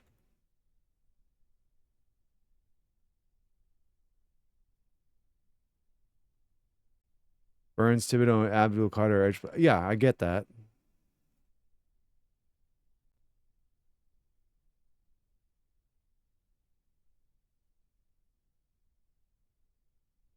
Jack says, I've seen Hard Knock clips. You are working way harder than the actual Giants GM. No, so here's what I'm looking at here. So if we look at our our team here. So we've got Khalid Kareem is our only listed left edge player. He's a power rusher, which does fit the scheme for that position. We have Brian Burns, Abdul Carter, and Kayvon Thibodeau, who are all, who are all listed as right edge. These two are speed rushers, which fits the scheme fit. From just a pure, looking at just overall standpoint, you would think, okay, well, we've got Abdul Carter. We want him to play. We would make him the starting left edge, but he doesn't really fit. He doesn't fit the archetype to move him over to left edge. Doesn't mean we're not going to do it, and then Thibodeau does fit that. So there's that, why don't we just move Thibodeau over there? But then you've still got Abdul Carter kind of mostly on the bench, unless he gets rotated in a bit. So that's and then we don't have any Sam linebackers right now on the roster, which we're looking for run stoppers there. And then if we look at, so we do have other players who I guess we could move over to the Sam position here. That would and we're looking for pass coverage here, which we don't really have. So it's kind of weird how their roster is set up. So we'll have to figure out how we're going to finagle this. Abdul Carter should not be treated as the rotational third edge. He's a core starter. Yeah, well, blame Madden and or the Giants for the way they have their roster set up. Texas, thanks, Jax. Now it's a hard knock life for us going in my head. So I just have to figure out exactly how I want to organize this. So anyway, we've got DJ Reader. We've got all these defensive tackles. We got no Sam. We got Tremaine Edmonds as our Mike linebacker.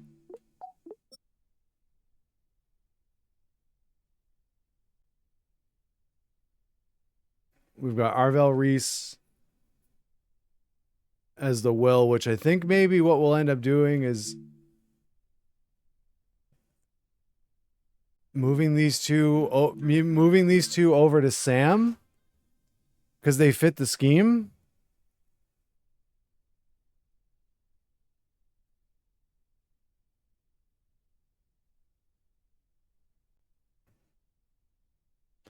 And then maybe we just sign another a pass coverage will linebacker.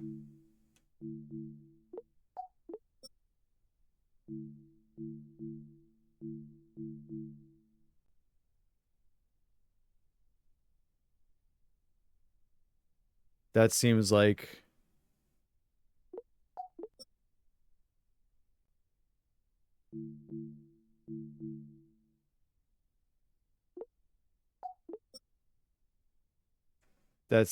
the idea. All right, let's look at the depth chart. I want to see how they have the depth chart set up, which might answer some of these questions.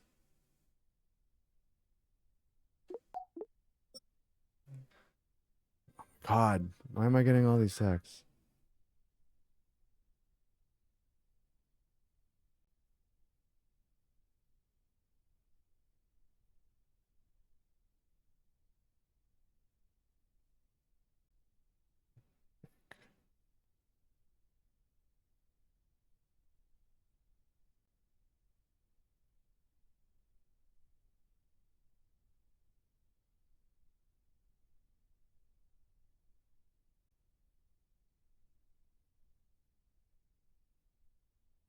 All right. Fullback.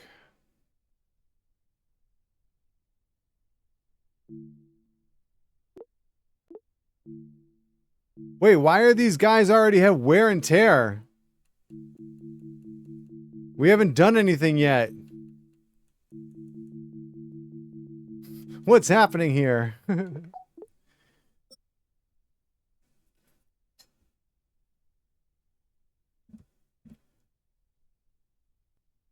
Why are they not 100% healthy? Wait, who's 25% healthy? Beckham's out for an injury. I wonder where the... Oh, this must be like training camp numbers or something.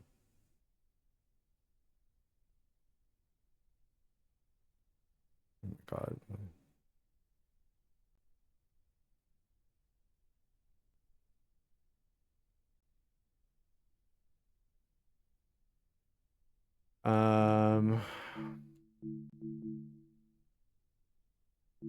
All right, Molly, take care.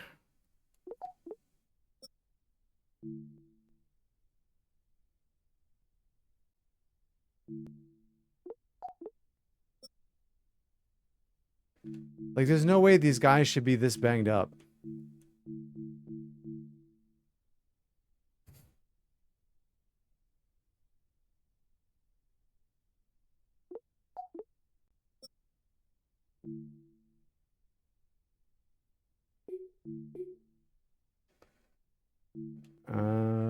We have...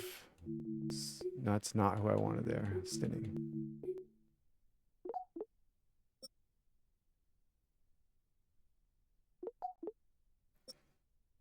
Right guard.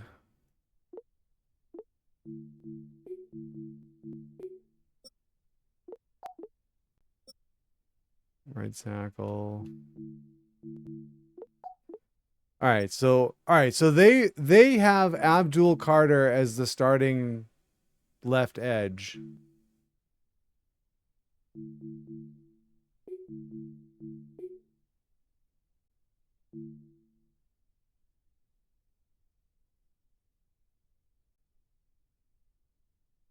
But I'm wondering if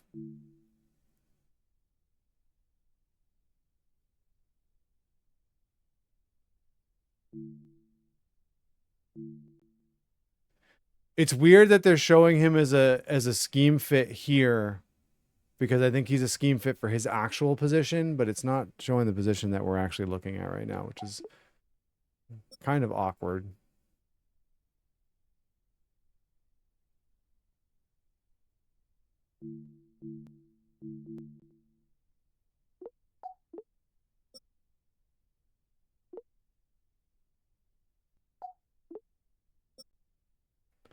All right, so if we're going to go into this with the idea that Abdul Carter is our starting left edge, then I think I'm going to actually just change him to left edge.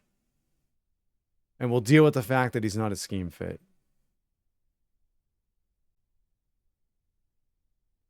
The other idea would be to move, we could move Burns over there.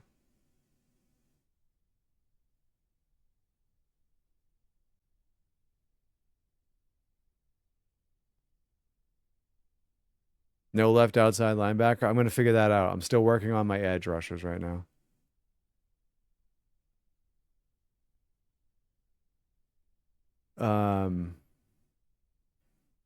Since Burns is older, and let Carter develop in the position where he's a scheme fit for us.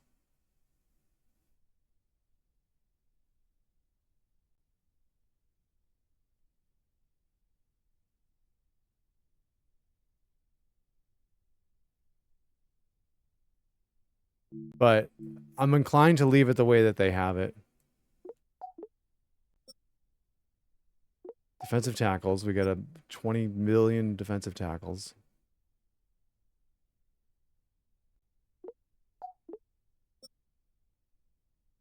All right, so they put Micah McFadden as the starting Sam linebacker, which does fit the scheme, so that makes sense.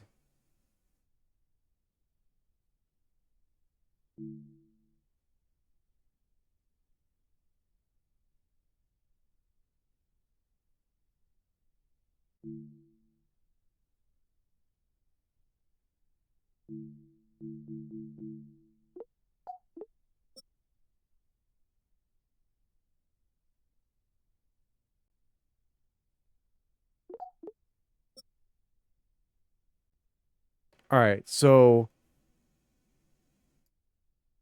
I think I'm gonna actually move McFadden and make him a Sam, so that'll make more sense. And then yeah, I think we'll move Abdul Carter to left edge, like it has to have his position listing that way. And I think that takes care of some of the discrepancies.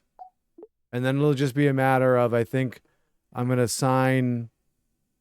I'll sign a center and a Sam linebacker, and I think that'll make my roster okay in my book. So let's do that. Depending on your pickups, you can still. Yeah, I think I'm still gonna move them because I'm guessing I'm probably not gonna find.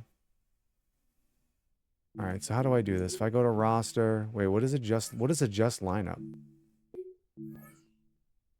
Oh, it's this. All right, so if I go into roster, and we're gonna look at right edge. The player card provides a complete view of your players. View ratings. This is the abilities. Stop! I don't DNA care. makes I don't every care player about any unique. of this stuff. All right, so we're gonna edit him. We're gonna change him to a left edge.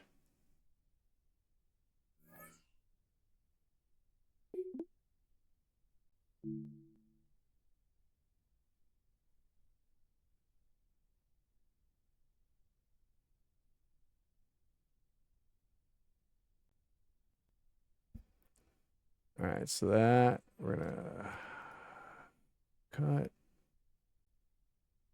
insert cut cells there. All right, that's a better start. And then we're going to do the same. Yeah, so now that should put him there. Okay. And then we're going to take McFadden. So if you're using AI bit, creating your own user operating system, gaming with it, doesn't work the same as ChatGPT. That's cool. All right, so then we're going to move McFadden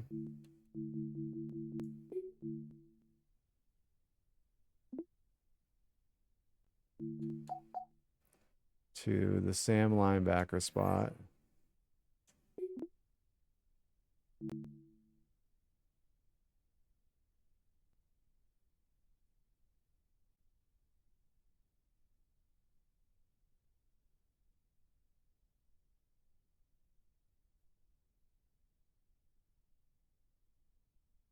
Okay. So that should be much better now as far as how my actual roster looks. And I don't think it probably would have changed anything with the depth chart because we just put them at the positions they're actually listed at. Except that it did. Wait. What? What is? Why did it redo my depth chart?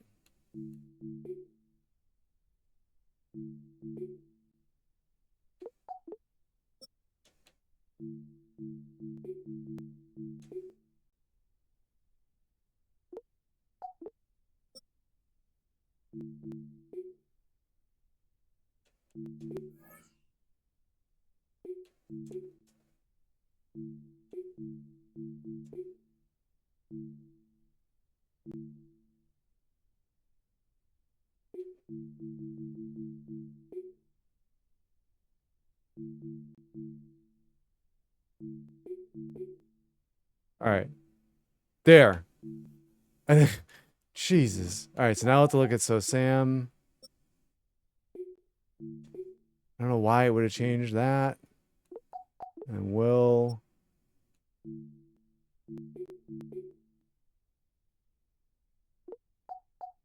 All right. So again, so we need a center and we need a center and we need a Sam linebacker. So let's go to free agency.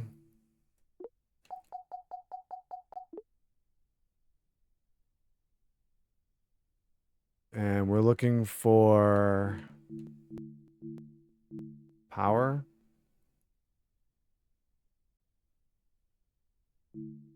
Oh, it doesn't show. Oh, it doesn't show the scheme fit on this screen. That's annoying. That's a downgrade.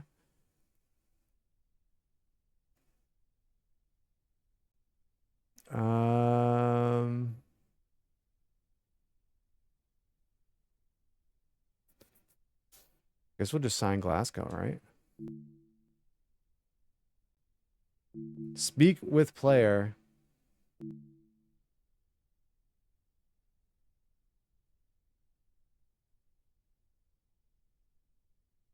Best overall center never fails. I mean, he fits the scheme too. He's actually better than our backup at the moment, or better than our starter now. So, no trade clause. Interesting. Negotiations are completely driven by a player's persona DNA now. Pay attention to patience and interest as you're negotiating, because when patience runs out, the negotiation session is over. Once interest is full, the player is ready to accept the deal you've negotiated.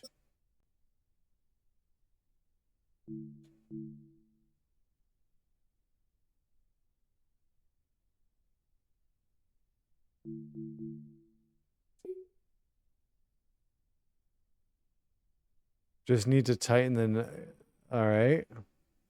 Yeah, I did the playtime because we knew we were going to put him in as a starter.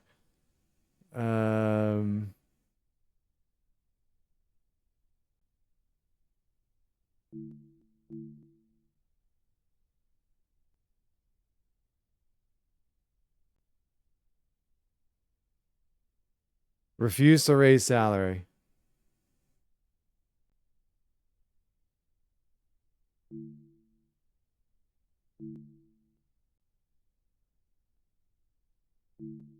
Pitch wide current value works. Oh, he went down.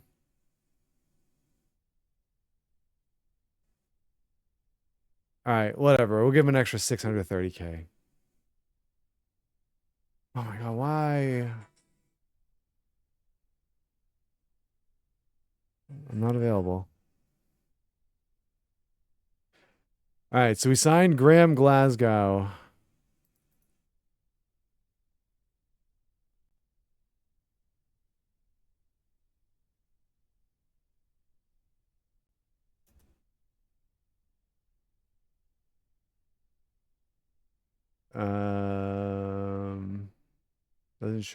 Doesn't show his.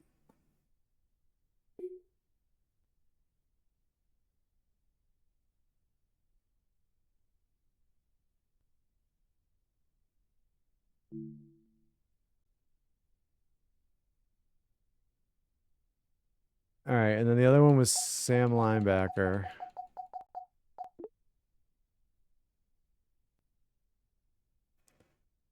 And we're looking for a run stopper here, right? No, we're looking for a run stopper for this position.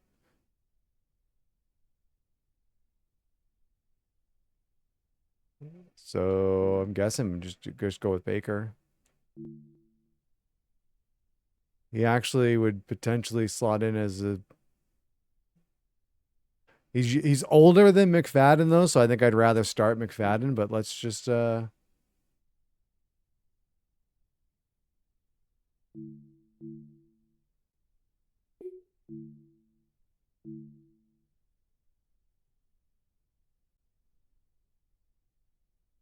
on. What is this? I gotta see, what does this screen show me? 1 year he's just wait. Oh, it's Bobby Wagner. I was like, wait, that's not the same guy I was just looking at. 1 year, 2.93 is his desired APY.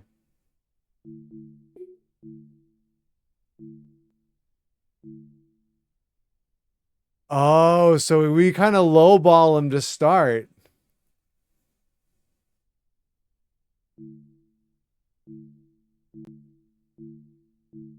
That's interesting. Usually when you're doing these in the old games, you just you sign them basically to what they're looking for.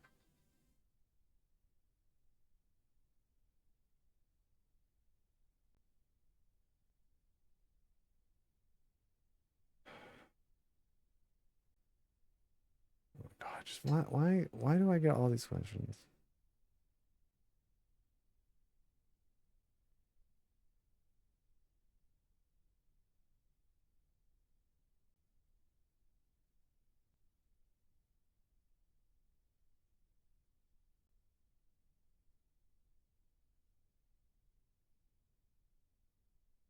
All right, let's just start with this. Interest 51%.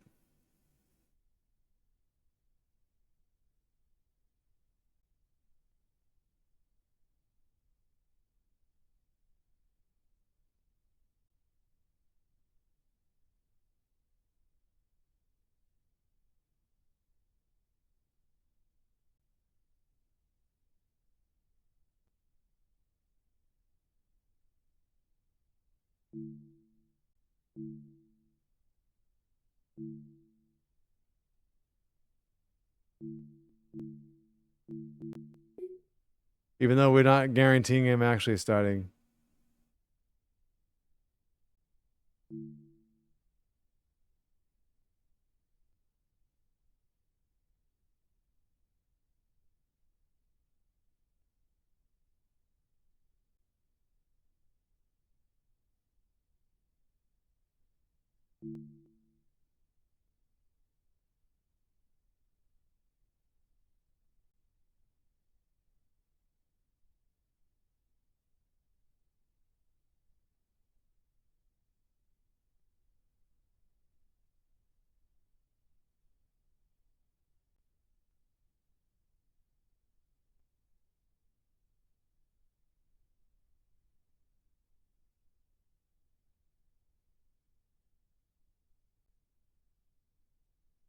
Hmm.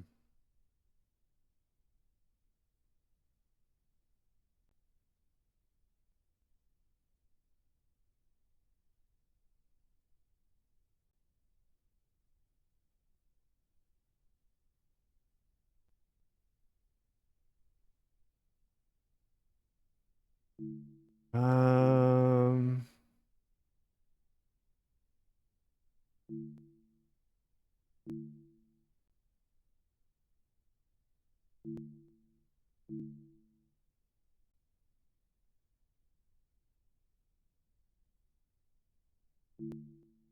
let's do this.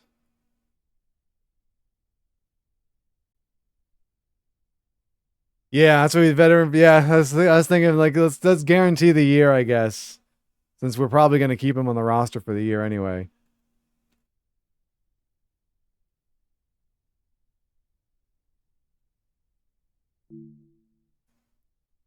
All right, those are the moves that we needed to make. So now let's go back into our salary here.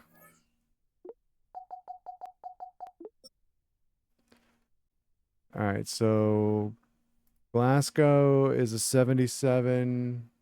He's 34. We signed him to a 1-year deal. And then Baker. Wait. Why isn't he on my roster?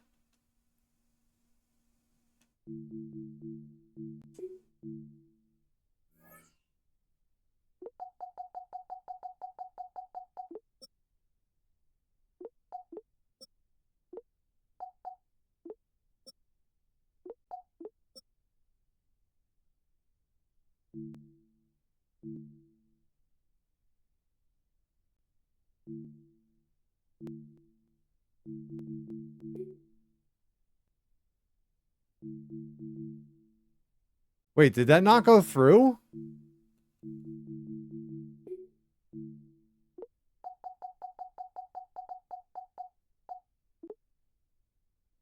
Wait, we're still negotiating?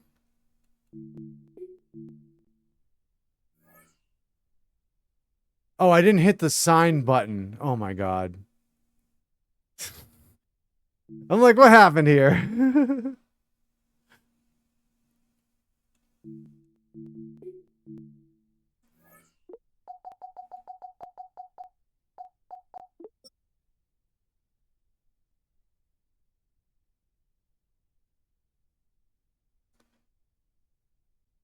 All right, so he is 76. He is 29, and we've got him for a year. Now let's check our depth chart.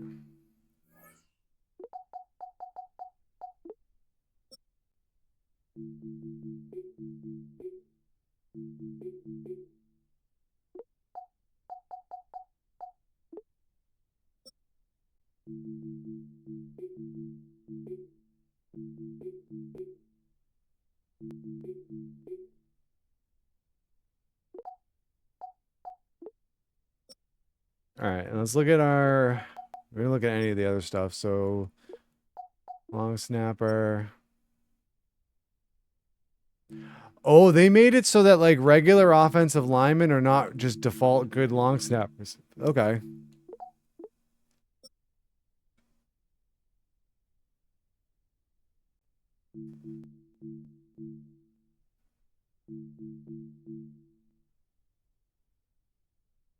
Interesting.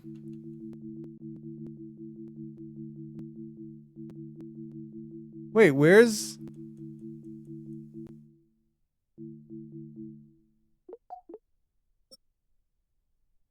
what happened to all those wide receivers that I have on my roster?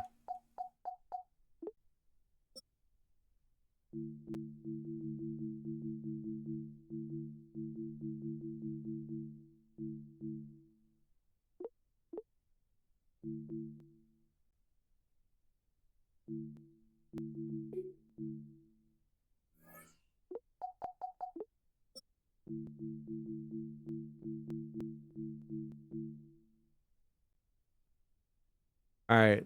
I don't I'm so confused by this. Like it's not showing everybody that I have in the depth chart.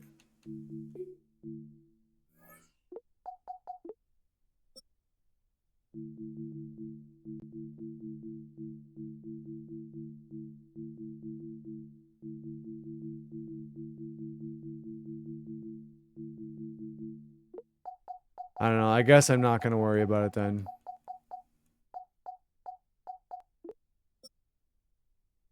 All right. Let's hold on. Let's go. So, kickoff return, punt return.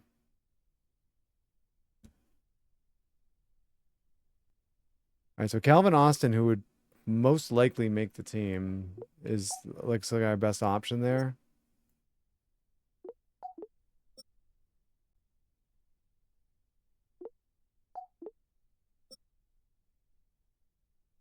Wait, what is GAD?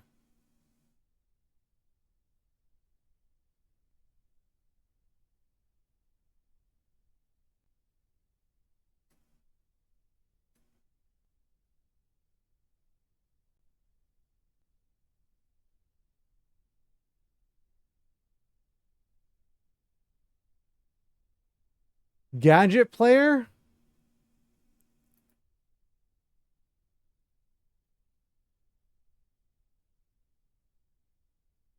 Okay. Sure.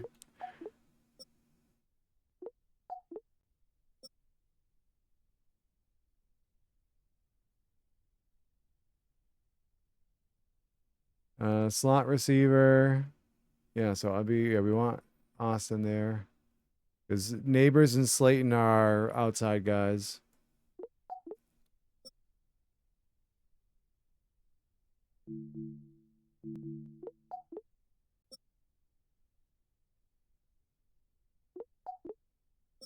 All right, so we're gonna put Thibodeau here because they're probably gonna yell at me if I try and just put Abdul Carter there.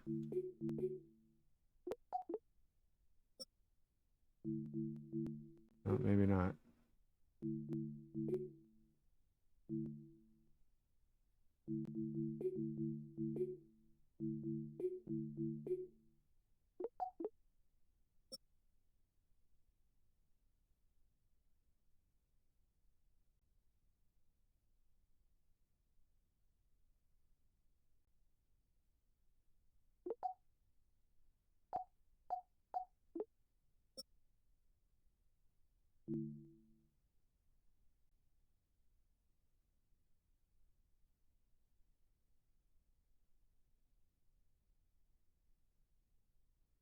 I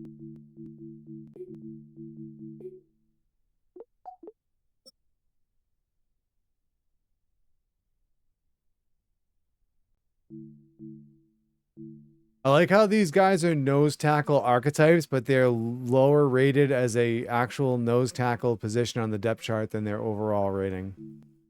Make it make sense.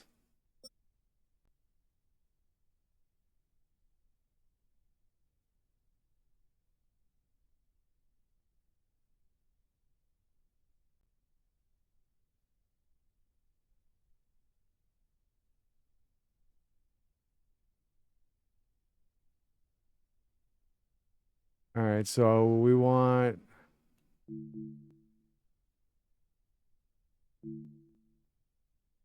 I guess that's what we want for our sub linebackers. And then slot corner. Yeah, Phillips, Hood.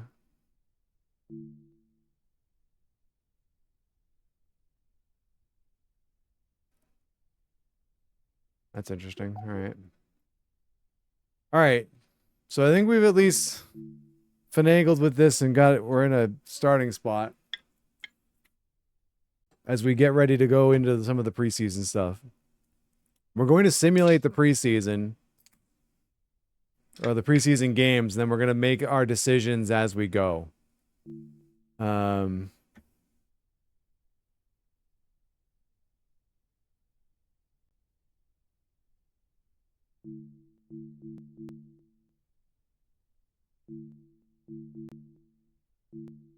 So it looks like we're not going to be doing I'm not going to be doing these press conference things because I'm not technically supposed to be the coach.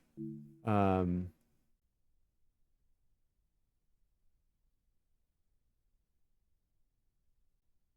love how they say the GM, like, why just let me be the GM? But we're actually due for a break. So we're going to step aside. We're going to kill some pre-rolls. And then when we come back, we're going to start working our way through these preseason weeks and hopefully get to where we can actually start week number 1. So hang tight, guys. We'll be back in about 3 minutes. All right. We are back. All right. So I don't think we don't need to worry about.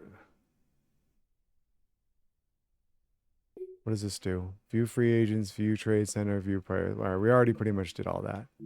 All right, so we're going to advance to the next week.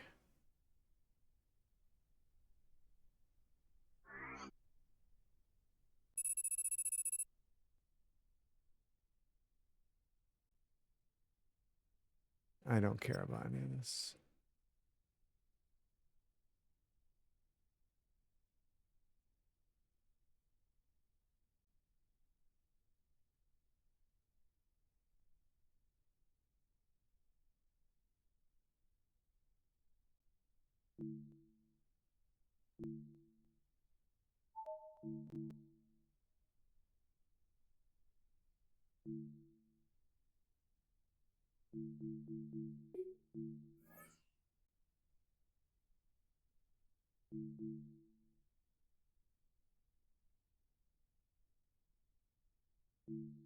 Oh, that's why that's why they weren't showing up in the depth chart because they're on injured reserve.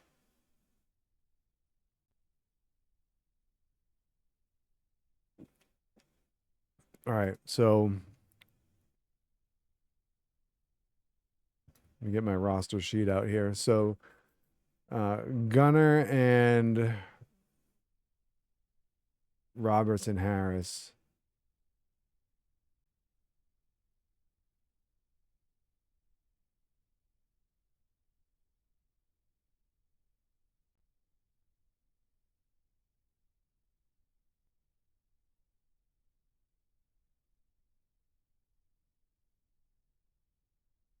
Pretty much out for the year.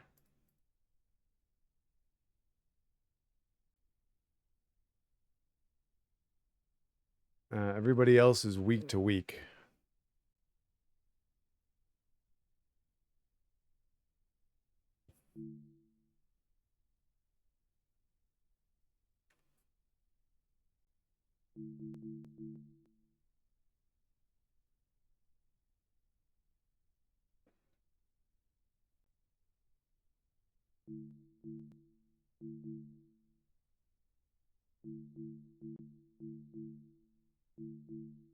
All right, so we're going to advance. Roger Rosa, just realizing I haven't done a Madden franchise since Madden 97 on Sega Saturn.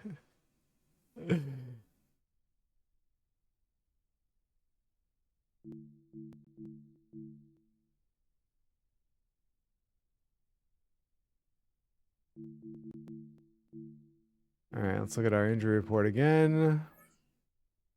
All right, so all of our guys who are week to week are back. So that's good.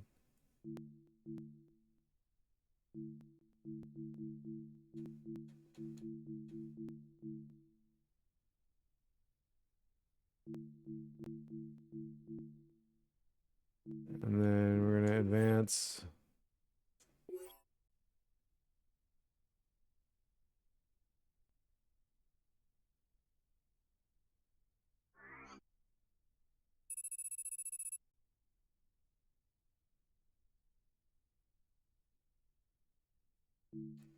Your roster exceeds the 53-man limit. All right, so we got to get down to 53.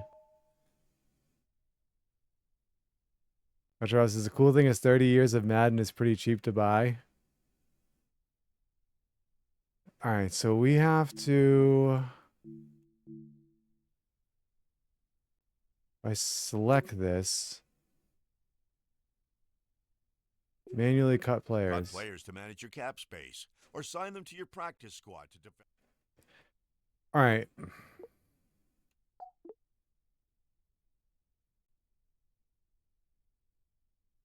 All right, so we need to cut 21 players.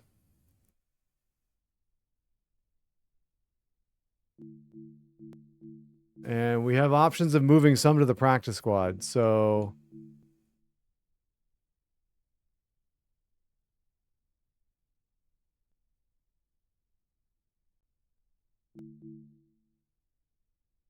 what is the practice squad limits? What, 12?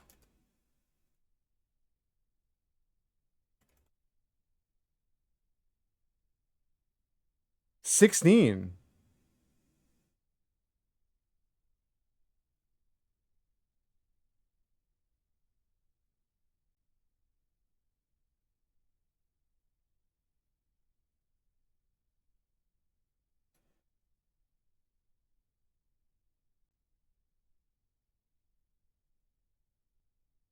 Oh, that's because that's the actual new practice squad size. All right, that's good. All right, so we can put 16. We can put up to 16 on the practice squad. And then that would mean 5 that we have to cut outright if we can make it work with that practice squad numbers. So let's keep my roster handy here. Man is our long snapper, so we need him on the roster. Bo Braid, we can move him to the practice squad.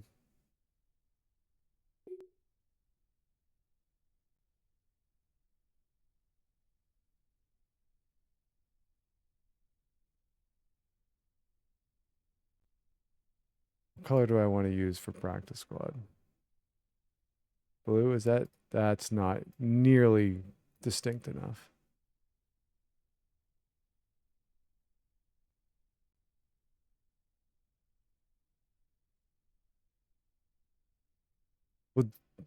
We'll do green.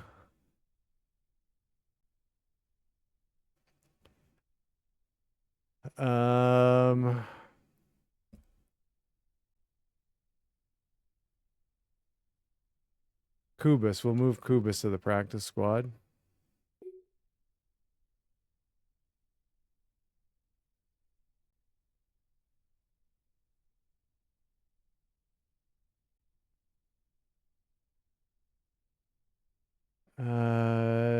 Jack Kelly.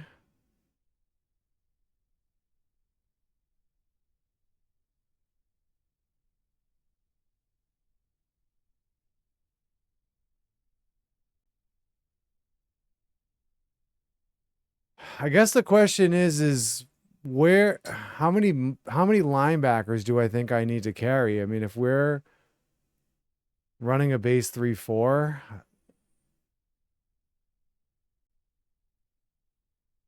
I think we need to keep him. We might even need another Mike linebacker. I don't know.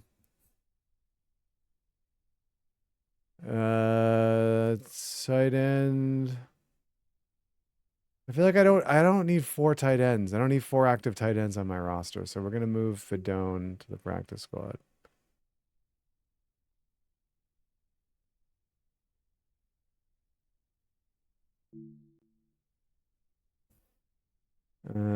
D tackle. Bobby, Jamison, Travis. Sure, we'll move Bobby, Jamison, Travis to the practice squad.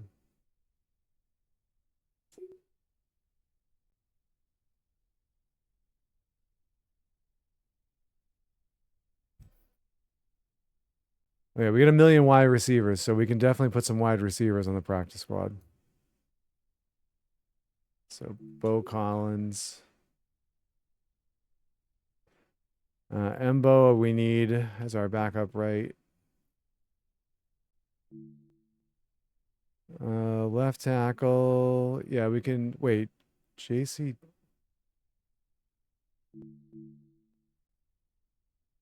Wait, what happened to Izudu?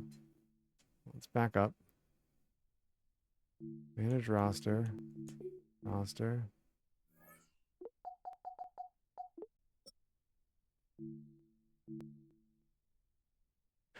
Oh, he's not eligible to go on the practice squad. I guess he's too old.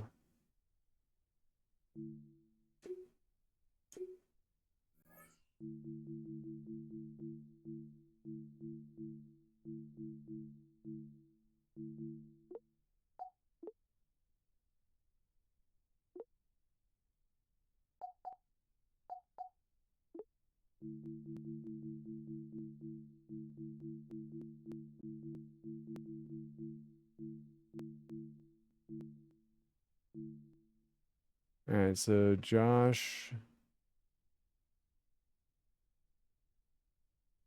No, he's a Corey Black. 1, 2, 3, 4, 5, 6, 7.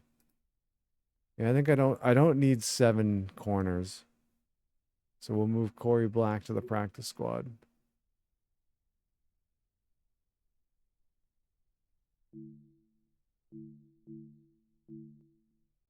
All right, now we're getting into like 70s.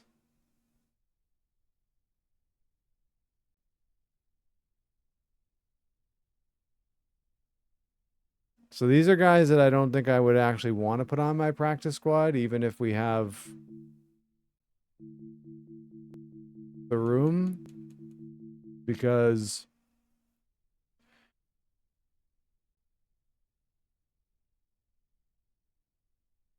they probably get plucked. And we have worse players, I think, that we could just straight out cut. So like Brandon Allen, we're going to cut. If I need a third quarterback, I'll sign a third quarterback.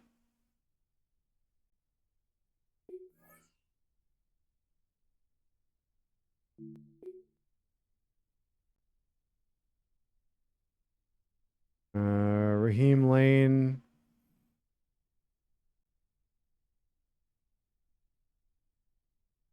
Actually, I think I'm going to keep him and I'm going to cut Elijah Campbell because Campbell's older.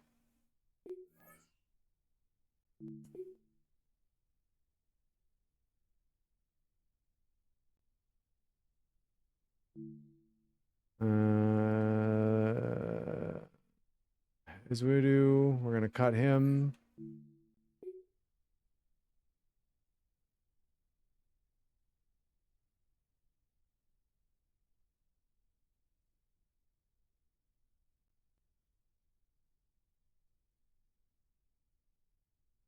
Kelly, we said we were going to keep on the roster. Barnes, we're keeping on the roster. Davis, we're keeping on the roster. Tupelo, we're just going to cut.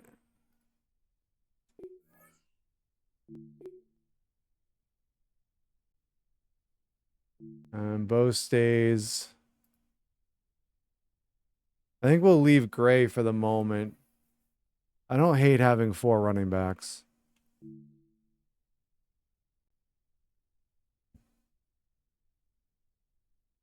Sam Roberts, we can cut. We don't need all these defensive tackles.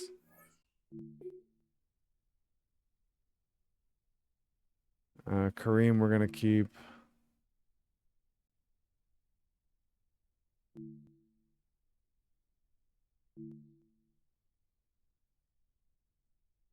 Zach Pickens, we can cut.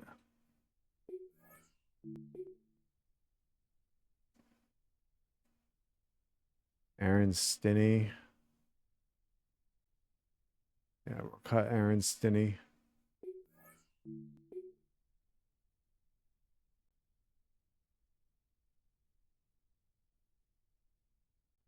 Jalen Hyatt. Cut him. There's way too many wide receivers on my roster. Lakey Fotu. Yeah, if we're running a 3-4, I feel like we can cut. We don't need a million defensive tackles.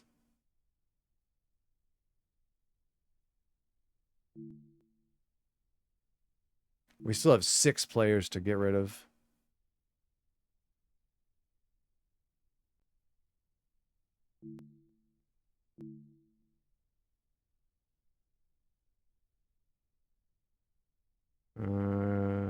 Xavier Gibson.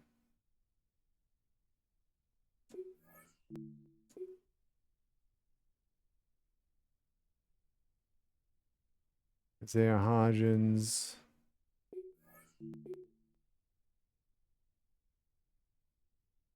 Patrick, we're gonna.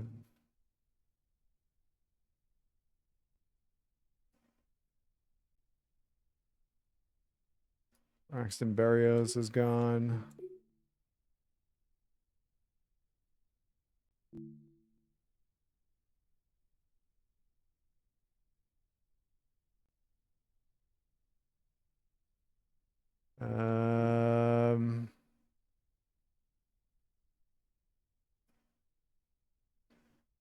Yeah, I think we're cutting Odell Beckham.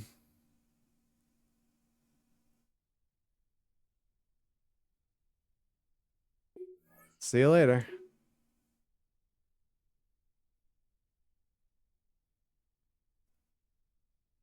Darius Alexander.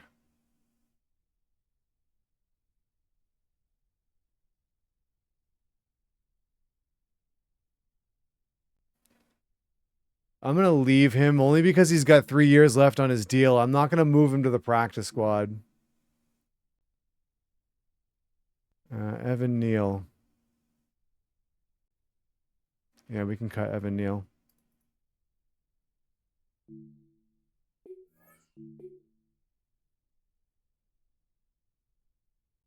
Schmitzer, we need.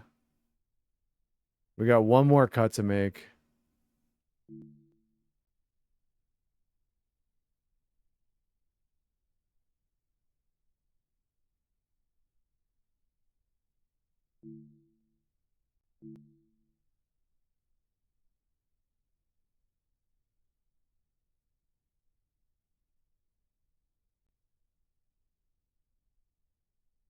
Looking at just the roster spread.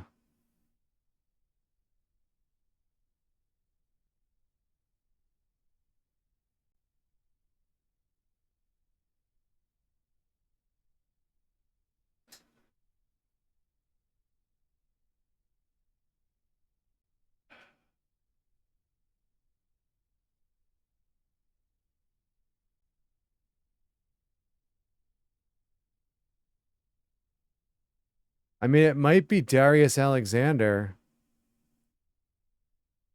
It would come down to either Darius Alexander, I think, or Chauncey Golston.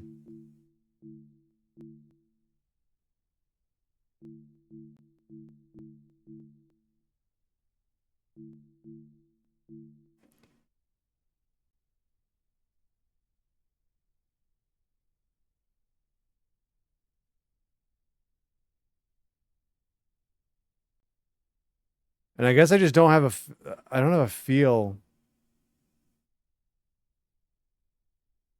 for how many defensive tackles I actually need. I feel like if I'm actually using, because I had a million of them on the roster, and if we're actually using, our playbook doesn't even have a 4-3 set in it, so I feel like we don't need that many defensive tackles, right? If we look at this, play sheets.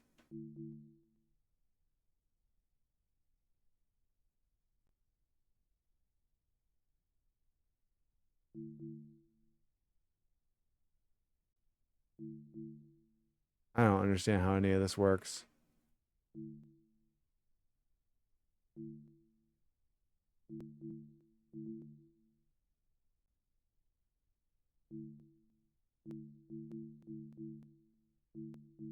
So we look at, was the under schemes? This formation does not have a single 4-3 play in it.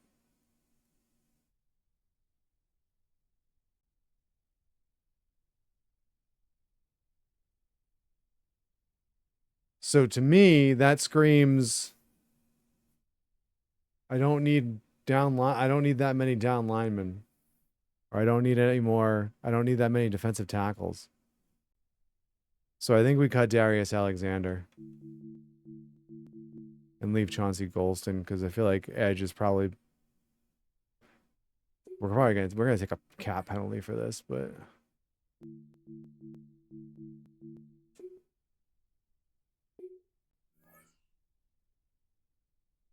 that's interesting. They're recommending that I cut Chauncey Golston.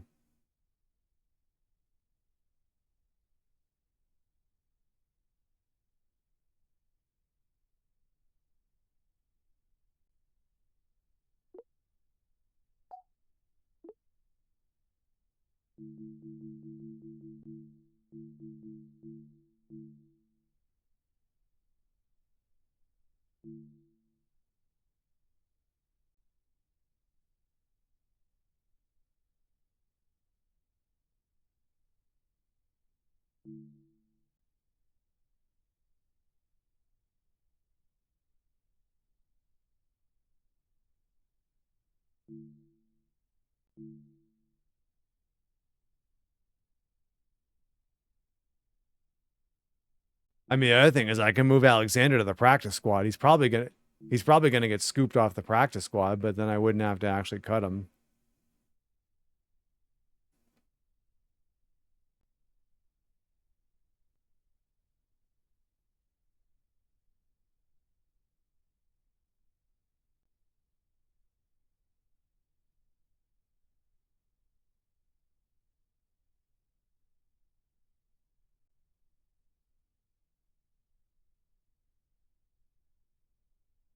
All right, we'll go with Golston.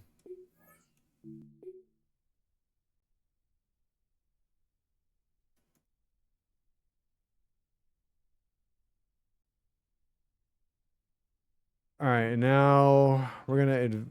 Oh, this is just cut day, huh? All right, so we're gonna advance.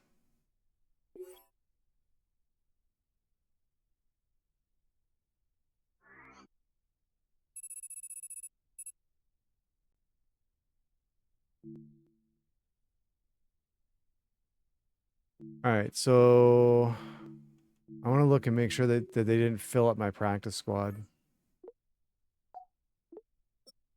And they filled up my practice squad.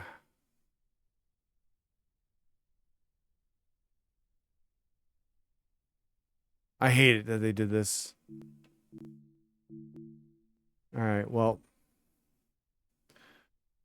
let's add these guys to our practice squad. They're our list here.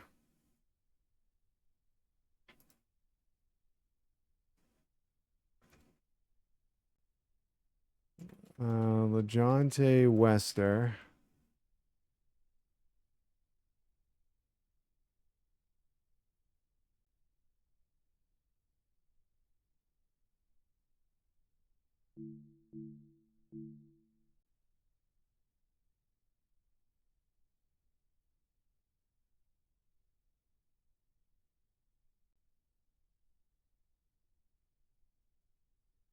DeAndre Prince.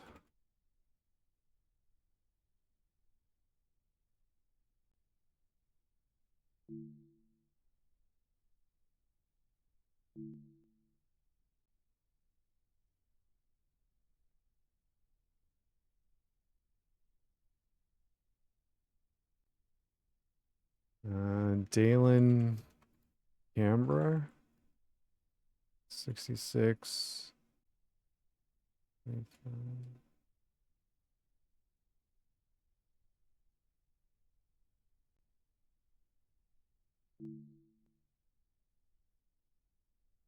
Jacoby Jones.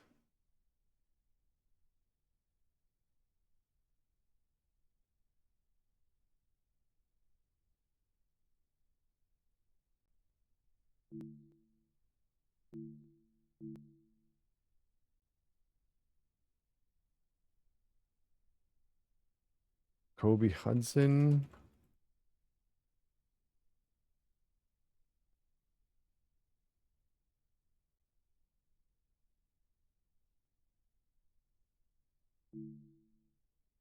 Tanner McLaughlin.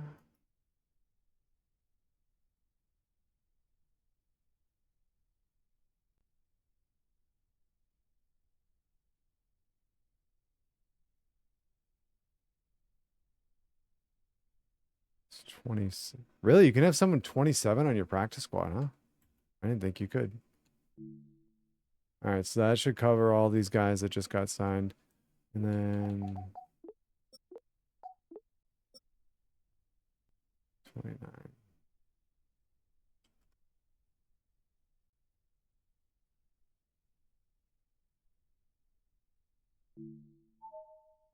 All right.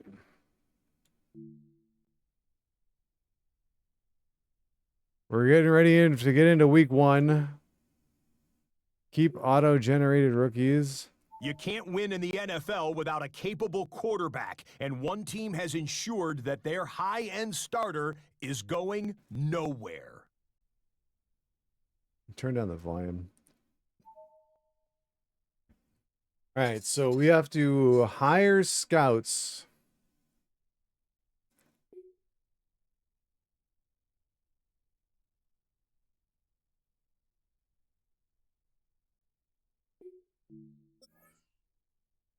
Hire, fire, reassign your scouts. Yeah, okay. This is mostly the same thing as it was before. So I guess we have to kind of establish what our maybe our needs are.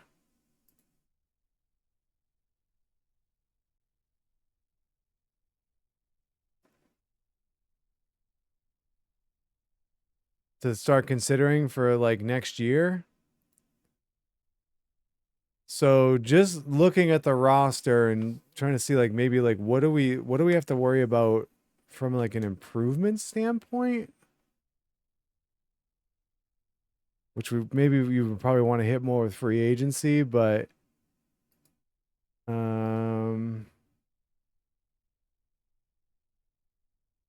mean really we don't have a starter. I think that's left guard is our I think our only starter that's 70 under 75.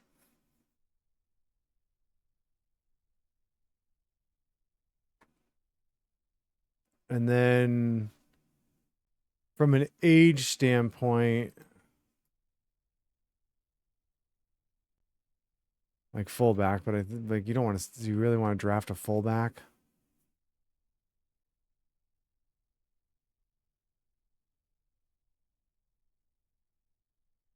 And a center. If we sign Glasgow to a 1-year deal,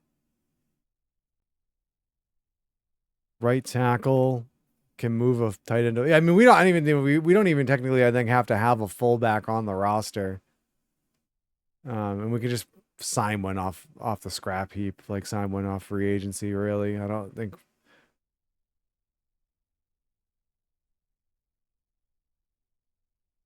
So I'm just trying to look at any of my starters that are 30 or higher as far as age, and start to like, all right, those are positions that we might want to consider drafting.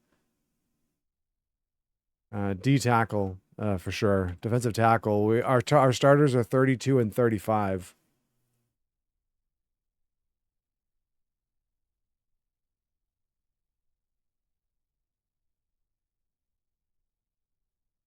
So that's probably a big one to focus on. So if I were to put these probably in order, it'd be D tackle,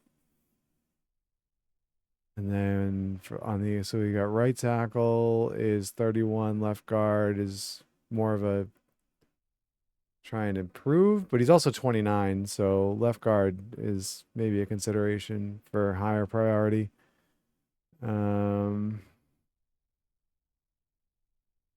Center's 34. So it's still interior offensive line. So that takes care of centers and guards together.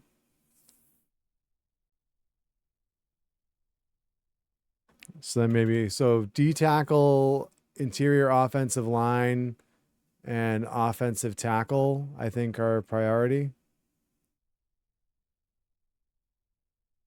So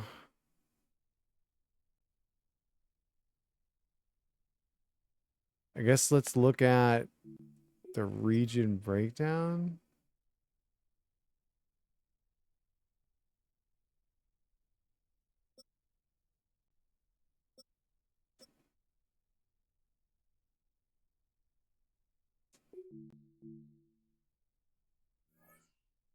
This is wow, the graphics look amazing. Is this on the SNES or Genesis? Neither. All right, so if we're looking at guards and tackles. Wait, this is gonna change when I fire my scouts. That's fine. So we've got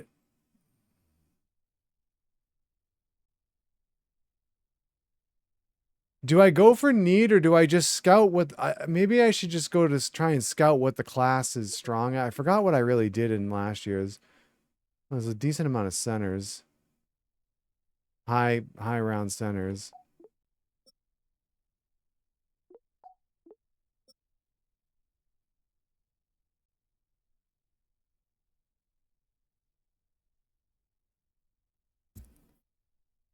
So maybe we do want to go interior offensive line. All right, let's just look at.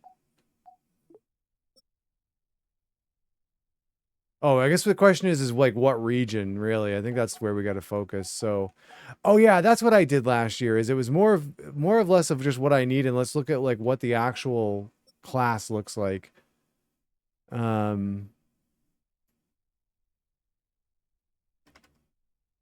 So West.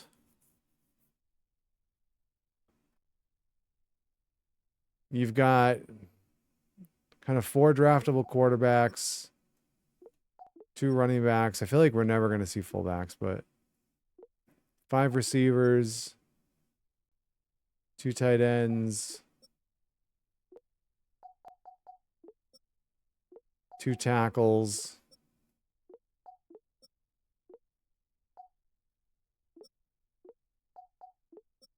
5 interior linemen. I'm guessing edge is a grouping like a defensive end was. So 1 edge, 3 defensive tackles. Actually, let me see how the scouts work.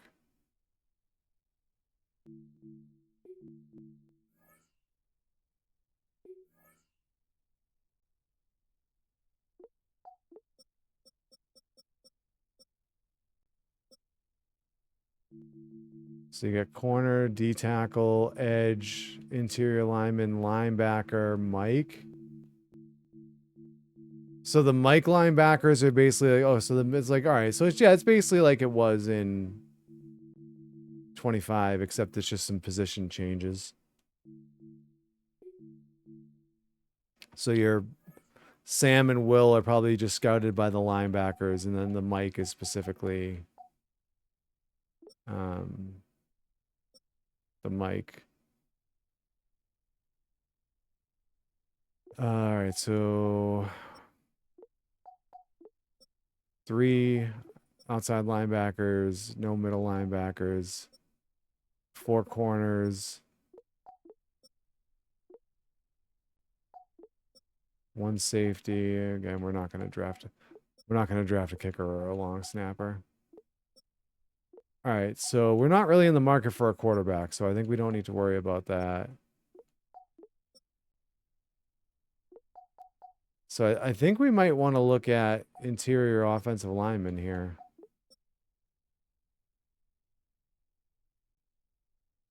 For the West.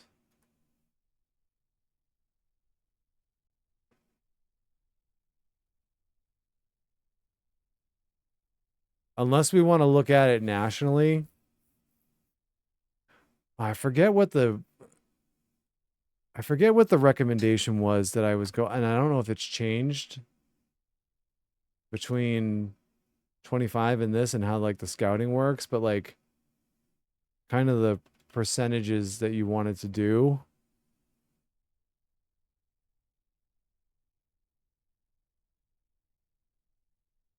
Let me see if my old spreadsheet has that information.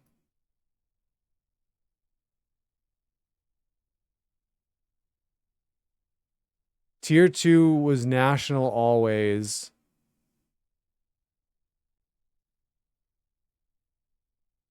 So we'll put our tier 2 scout nationally.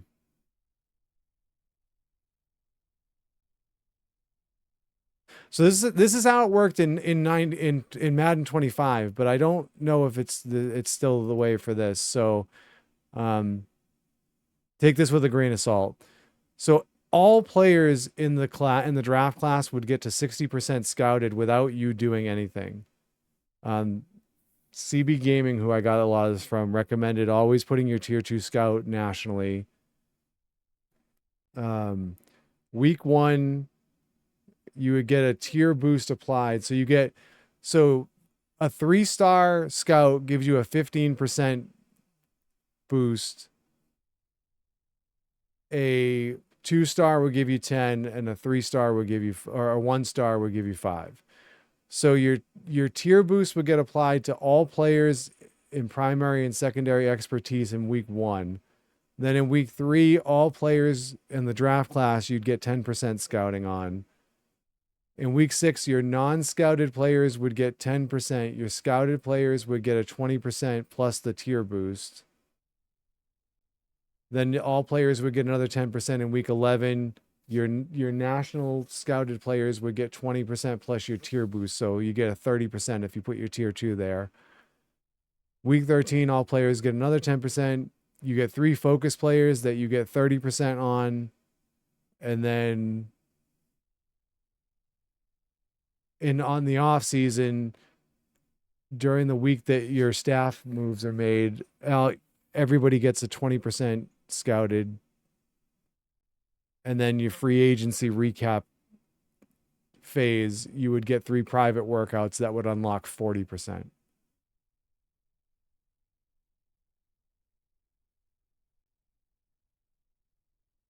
So I might want to go national with the interior offensive lineman.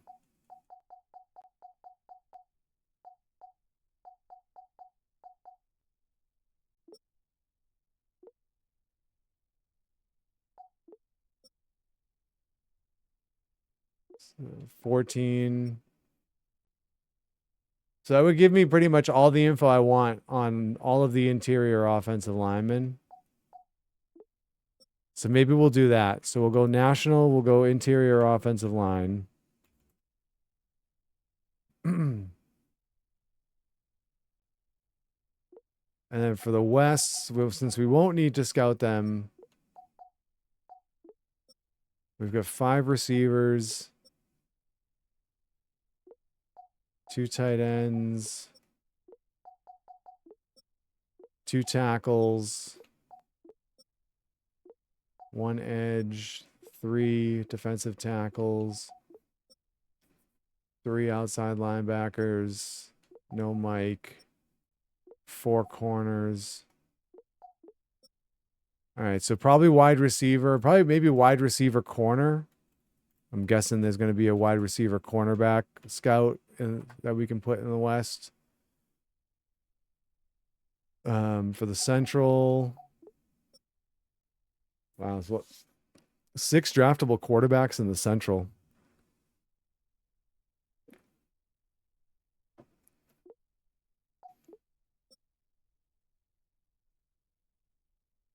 Um, 5 halfbacks,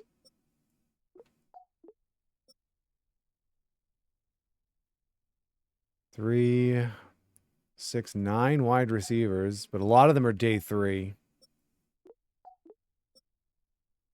3 tight ends. 5, 7 tackles, although right tackle's not strong.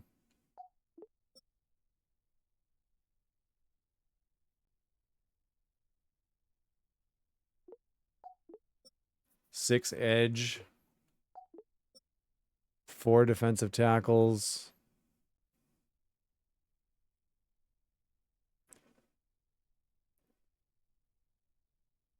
What's the national scene for defensive tackles in this draft? Because I kind of targeted that as a concern.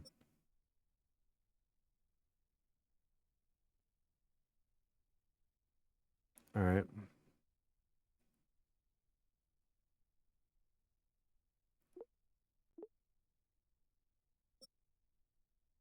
Where are the most of them? So Central's got 4 of them.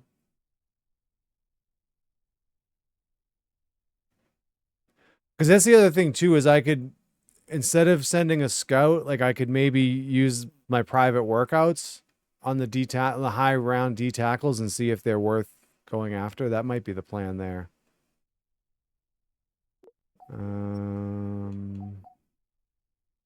1 outside linebacker, 5 middle linebackers, 4 corners,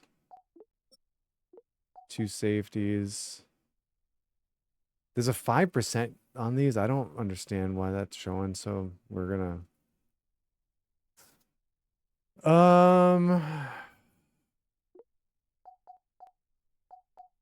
do we go wide receivers again? There were a lot of wide receivers in this region, but a lot of them were day 3. But you can still get good players at day 3, you know.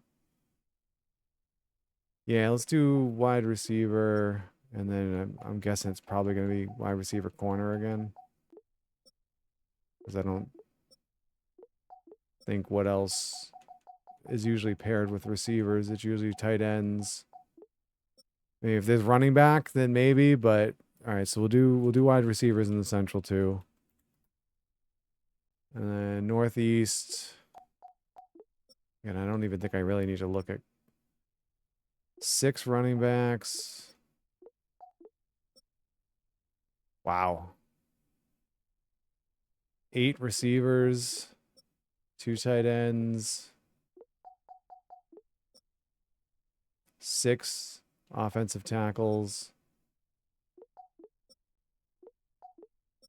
7 edge,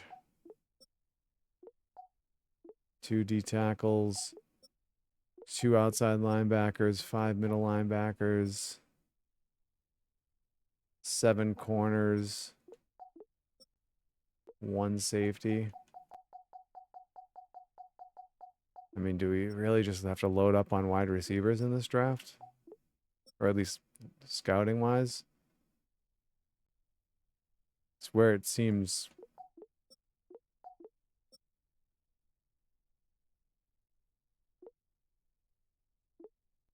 All right, well, yeah, we'll do wide receivers in the Northeast too. Why not?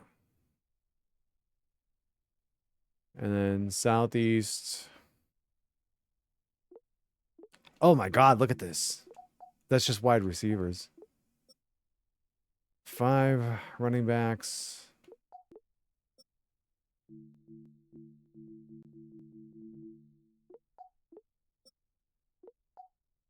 I feel like we're just going to get a lot of information about wide receivers in this draft.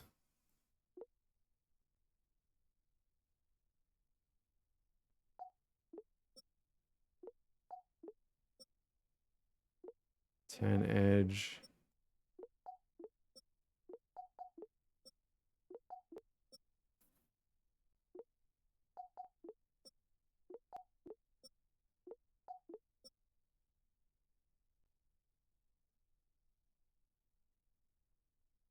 Yeah, so I think what we'll do is we'll go with like wide receivers, and then for pretty much every region, since it seems to be where the most players are in the class. And then we'll maybe use our focus scouting on the defensive tackles to get more information on the defensive tackles that are available. And then our national scout will be interior offensive line. So if we go into scouts,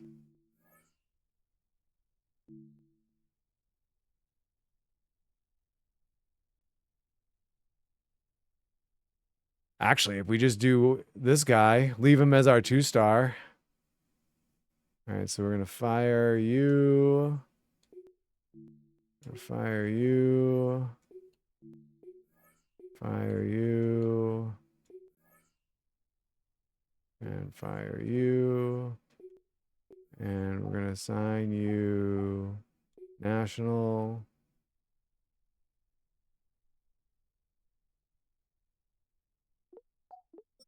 All right, so now we're just going to go to the wide receiver scouts. So we need a 3-star. So our 3 stars have tight end,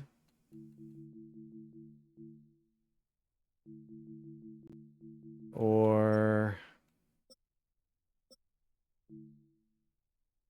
corner,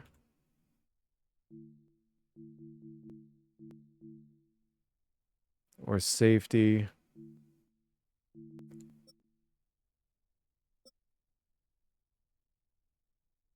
And then 1-star, I feel like we're just going to have like our pick of whatever. So it's corner. We're not going to get a quarterback scout. Safety.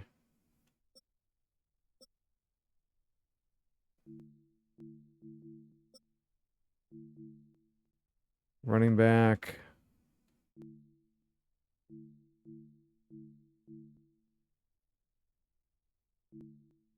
Tight end. Whoops. All right, so if we look at the region prospects again. So if we look at the West,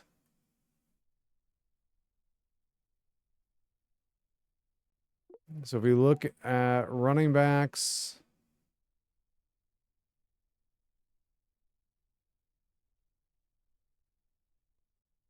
well, let's look at first. Well, let's figure out what we're going to do with our 3-star. So we're going to send them to the Southeast because there's so many wide receivers. So our options are tight end. There's only 1. Corner, there's 5. Safeties, there's 4.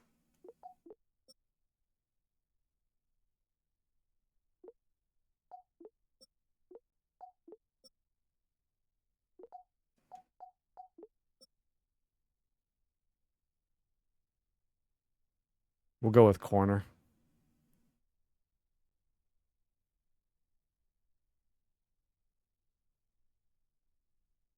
And then West, I said I was going to do wide receiver corner. So then if we look at the Central, so we've got 4 corners, 2 safeties, 5 running backs, 3 tight ends. So Central, we're going to go wide receiver, running back probably. And then for the Northeast, I think there's probably only 1 scout that was running back. Oh, there's 6. So we might want to go Northeast, wide receiver, running back. Tight end, it's 2.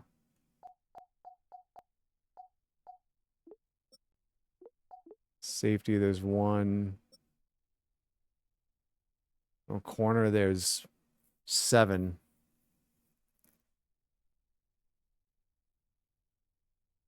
So Central, corner, there's 4. Wide running back, there's 5. All right, yeah, so we'll do wide receiver corner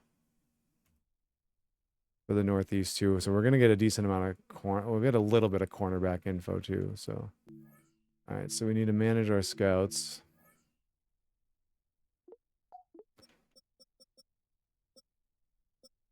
All right, so we need the 3-star wide receiver corner. This one, Alicia Trenkle. You're hired. And then we need wide receiver corner.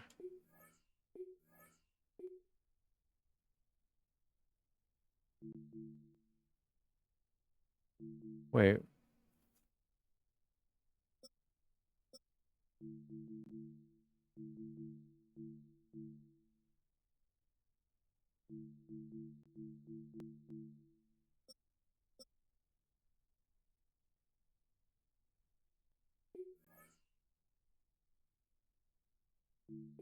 Hold on.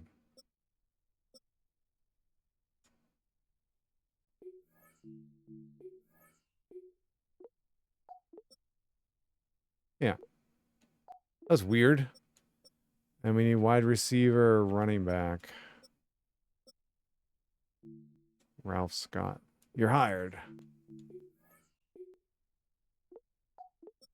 All right, so then we're going to assign you to the central. You're going southeast. And then it's just west and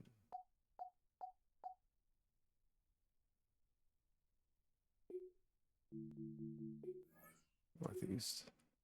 All right, there we go. So there's our scouts. We've got our scouts all set.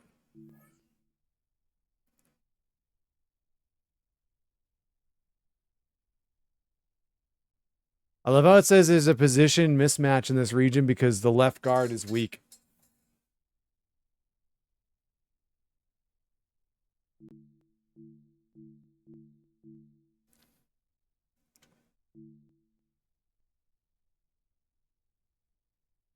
All right, so that should be all set. Our scouts are all set. All tasks complete. How exciting. All right, so let's take a look one more time and just make sure that our depth chart is didn't get messed with.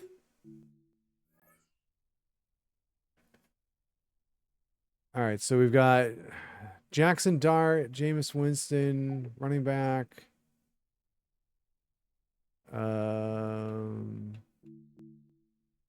Is Tracy injured? Oh, he is. He's got an upper arm fracture. Oh, let's take a look at our injury report. Hold on. What happened? All right, so he's week to week, but he's out for this. Wait, week to week, but he's out for 3 weeks.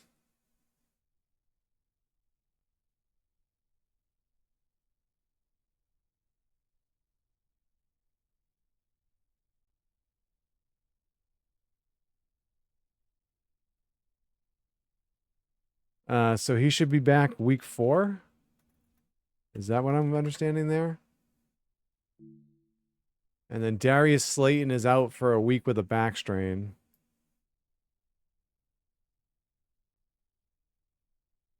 All right, so according to that, so he should be back next week. These two are again still on injured reserve. Return no, status out. Return status out. Okay. All right, so depth chart. Fullback.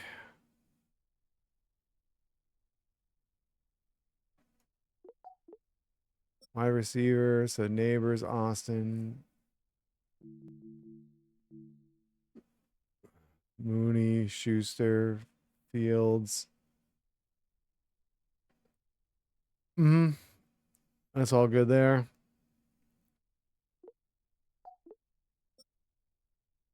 Tight end. Left tackle. Left guard. Center. Right guard. Right tackle. Then we got edge.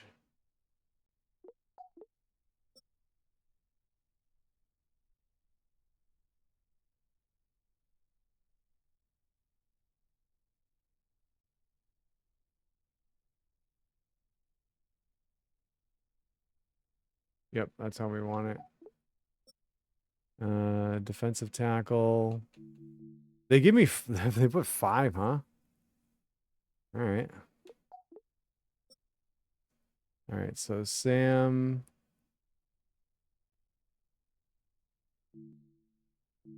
So McFadden, Baker.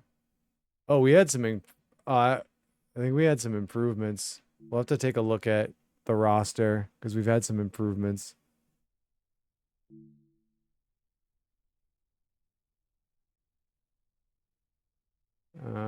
So McFadden, Baker. What's out? Yeah, that's good.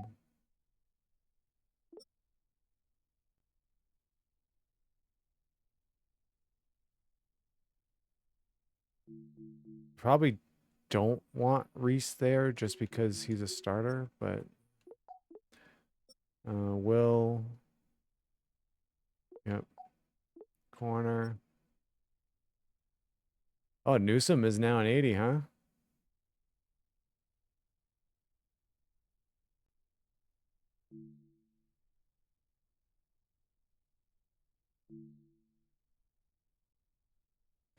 He's not getting a like a +1 for some reason, is he?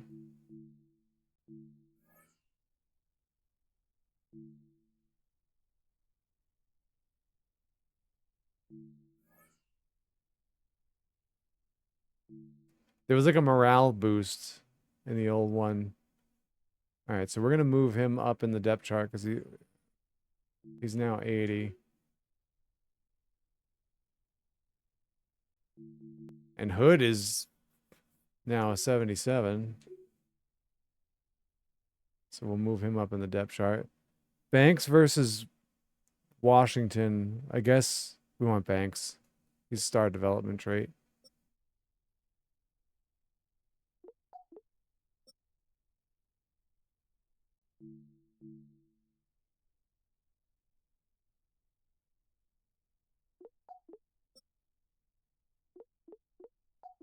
Hunter. Long snap. Kick return. Scattaboo's at 84 as a kick returner, huh? All right.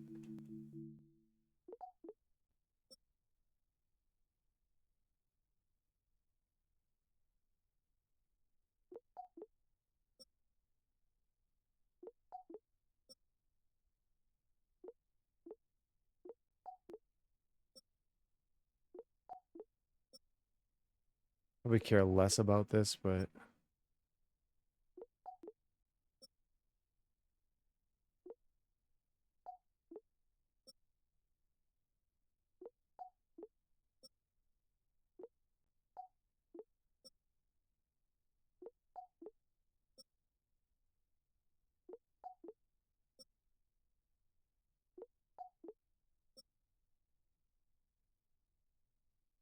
all right.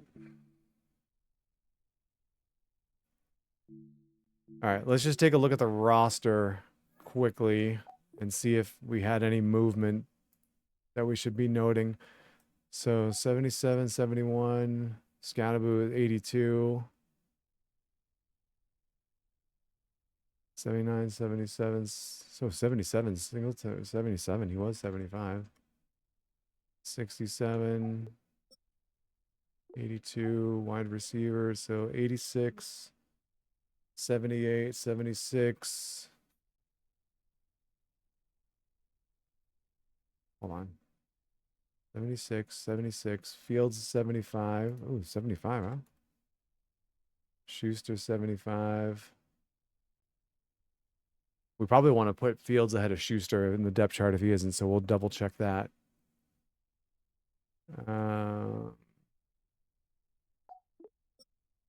77, 75, 71. Left tackles 93, 67. Left guard, 74, 72. Center, 77, 73. Right guard, 79, 74. Right tackle, 80, 67. And then on defense, so 80, Carter's an 82 now. And Kareem's a 68. Wow. 89, 79. 84, 77, 72, 72. 77, 76. Oh, McFadden went up to a 77. 80. Edwards is now 84. 66, 65. Reese is now an 80.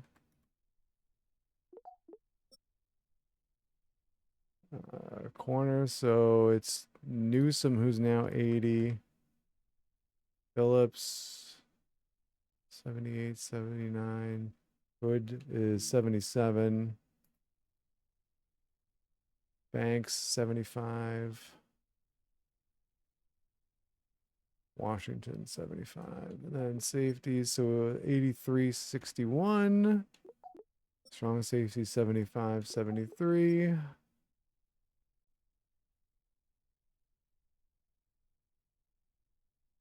Sort. Custom sort. Overall. There, we just resorted our corners.